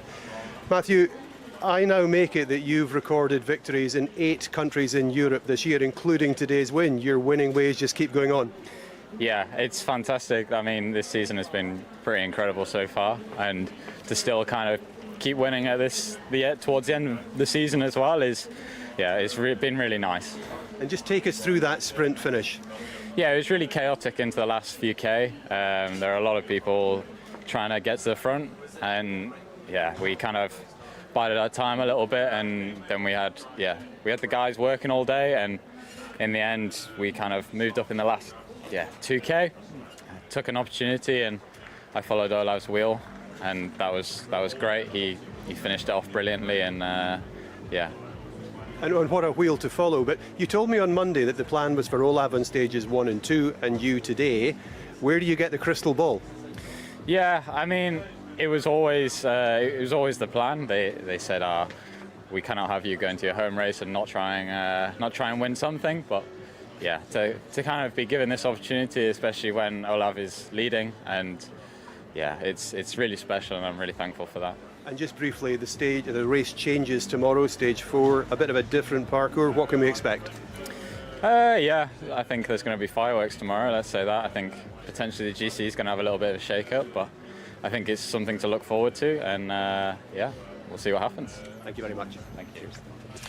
Well, I don't want to saddle Matt Brennan with the burden of responsibility, but he's winning at a younger age than a certain Mark Cavendish, isn't he? Let's not put too much pressure on him now. A long way to go until we put him in the same bracket as that. But it did occur to me just listening to the young man speak there. You know, he's 20. He's only just turned 20 this year. Mark Cavendish, I think, was 22 when he had his breakthrough year. He won the Scale de Prize, and then, but the similarity between the two is in the psychology, I think, to some extent, because Brennan goes to bike races and expects to win. He's not fazed by anything. He's just living up to the performance that he expects from himself. He's so level-headed. Yeah, and you can see that he's got a very mature head on those young shoulders, isn't it? And that's so important. But the mentality of a sprinter is something very special, and you need those top 2 inches and the confidence and that backing of yourself to be able to win stages like today, especially when you've got Olaf Koy in the team, and that responsibility is huge and the pressure is huge, and he obviously can deal with that pressure very, very well, and the team are managing that, because that's also something that's really important. Also in his program, he said about still being able to perform at the end of the season, so it's clear that he's obviously got a really good support structure behind him in terms of the coaching team to ensure that longevity of such a long rider too. Yeah, and you cannot win a bike race without a team. Even Matt Brennan, put Olaf Koy and Matt Brennan without a team in this peloton, they don't win. They are reliant on each other. But to have riders like Koy leading you out, and even before that, the great Italian time trialist Edoardo Affini doing the ride that he did, to bring them from a position a long way back from the front of the race in the manner that he did. I mean, you've got to live up to that kind of support and deliver that result. So to live with that sort of internal pressure within the team says a lot about his characteristics as well. Yeah, it does. And our sport's pretty special, isn't it? We've got individuals on a bike, but actually it's all about that team performance. And these riders would not be crossing the line first without the backing of their whole team. And every individual rider has that, instrumental goal, whether it's at the start of the race or the end of the race. So yeah, it's something that's quite unique within our sport. But he has dealt with that pressure, and he has delivered, and the whole team did a fantastic job. Olaf Koy, that pull at the end up that slight rise to deliver Matt Brennan in the perfect place, was the winning move for me. Yeah, well, it was a day of British success in more ways than one. Obviously, Matt Brennan will take the headlines. He also moves into the lead in the white jersey competition, the best young rider. But he's not the only British rider on the podium today. Young Ben Chilton, just 22 years of age, has taken over the leadership of the King of the Mountains competition. Let's hear from him. Okay. Ben Chilton, you've been voted the most combative rider of the race, and you've got the KOM jersey. Just sum up the stage for me. Yeah, it was pretty hard, a bit grim. Well, very British at the start, and the whole team was up there, so it was just a matter of whoever was in the right move to get away. And then got into the move, and the peloton didn't give us much time, so it was pretty full on. I was trying to trying to save myself because I knew like 3 hours was going to be a long time, and I wasn't fully focusing on the column or anything, but I was just like trying to keep the group rolling, and then I had no idea I had all the combativity, so it's a nice little reward for a hard day's work. And how important is it for you personally to wear that jersey in the Tour of Britain? Oh, it's lovely to wear the national jersey at the home tour. Like, it's such a special experience, and we've got a good team here, so yeah, the blue should match nicely. Thank you very much. No worries. Well, Ben Chilton, if you didn't know, and you'd be forgiven for not knowing, is not what you call a professional cyclist. He's riding at an amateur level in club cycling in France. He's been in France for a couple of years. I think he's moved teams. But he is a recipient of funding from the famous Dave Rayner Foundation that's launched so many careers in the past, hasn't it? Yeah, and mine included. And yours included, yeah, of course. It's a really, really important foundation that gives the opportunity to so many riders to be able to go over to Europe to race their bikes. So, yeah, I think he'll be super thankful for that foundation and where he is now. And it was a really strong showing again from the Great Britain national team to be represented in that move. And now I think it will be a huge objective of theirs to hold on to this King of the Mountains competition. We've got a huge amount of points on offer tomorrow, 32, and it's where the real juicy fight will begin. He is also the under-23 cyclocross champion of Great Britain, which is a notable achievement, of course, for a young rider. But his presence in this peloton and at this race is bigger than anything he's done. I mean, I was looking through his string of results. He's been in the Nations Cup mostly, which is an amateur French institution, very venerable, and he's got some good results there. But coming to his home national stage race and performing and getting himself into a distinctive jersey, biggest moment in his career. Yeah, and even getting into the break, you know, to have the ability to be able to put yourself in that position is huge. And now to have this jersey, it will be something that he'll remember forever, and they'll do all they can to hold on to it. They'll also gain so much experience from being here at this race and take a huge amount from it. They'll be learning every single day, so much more than the professional riders in this peloton. So I'm sure they'll be enjoying it too. I mean, those fans on the side of the road, I got goosebumps seeing all the schools out there, and that will also give them some extra firepower. All right, magic stuff then, Danny. That's probably enough about what we've just seen here. Wonderful day of racing, stage 3 at Ampthill. There's plenty to look forward to tomorrow because the race changes shape, and after a short break we'll have a look at what awaits us in the rest of the race.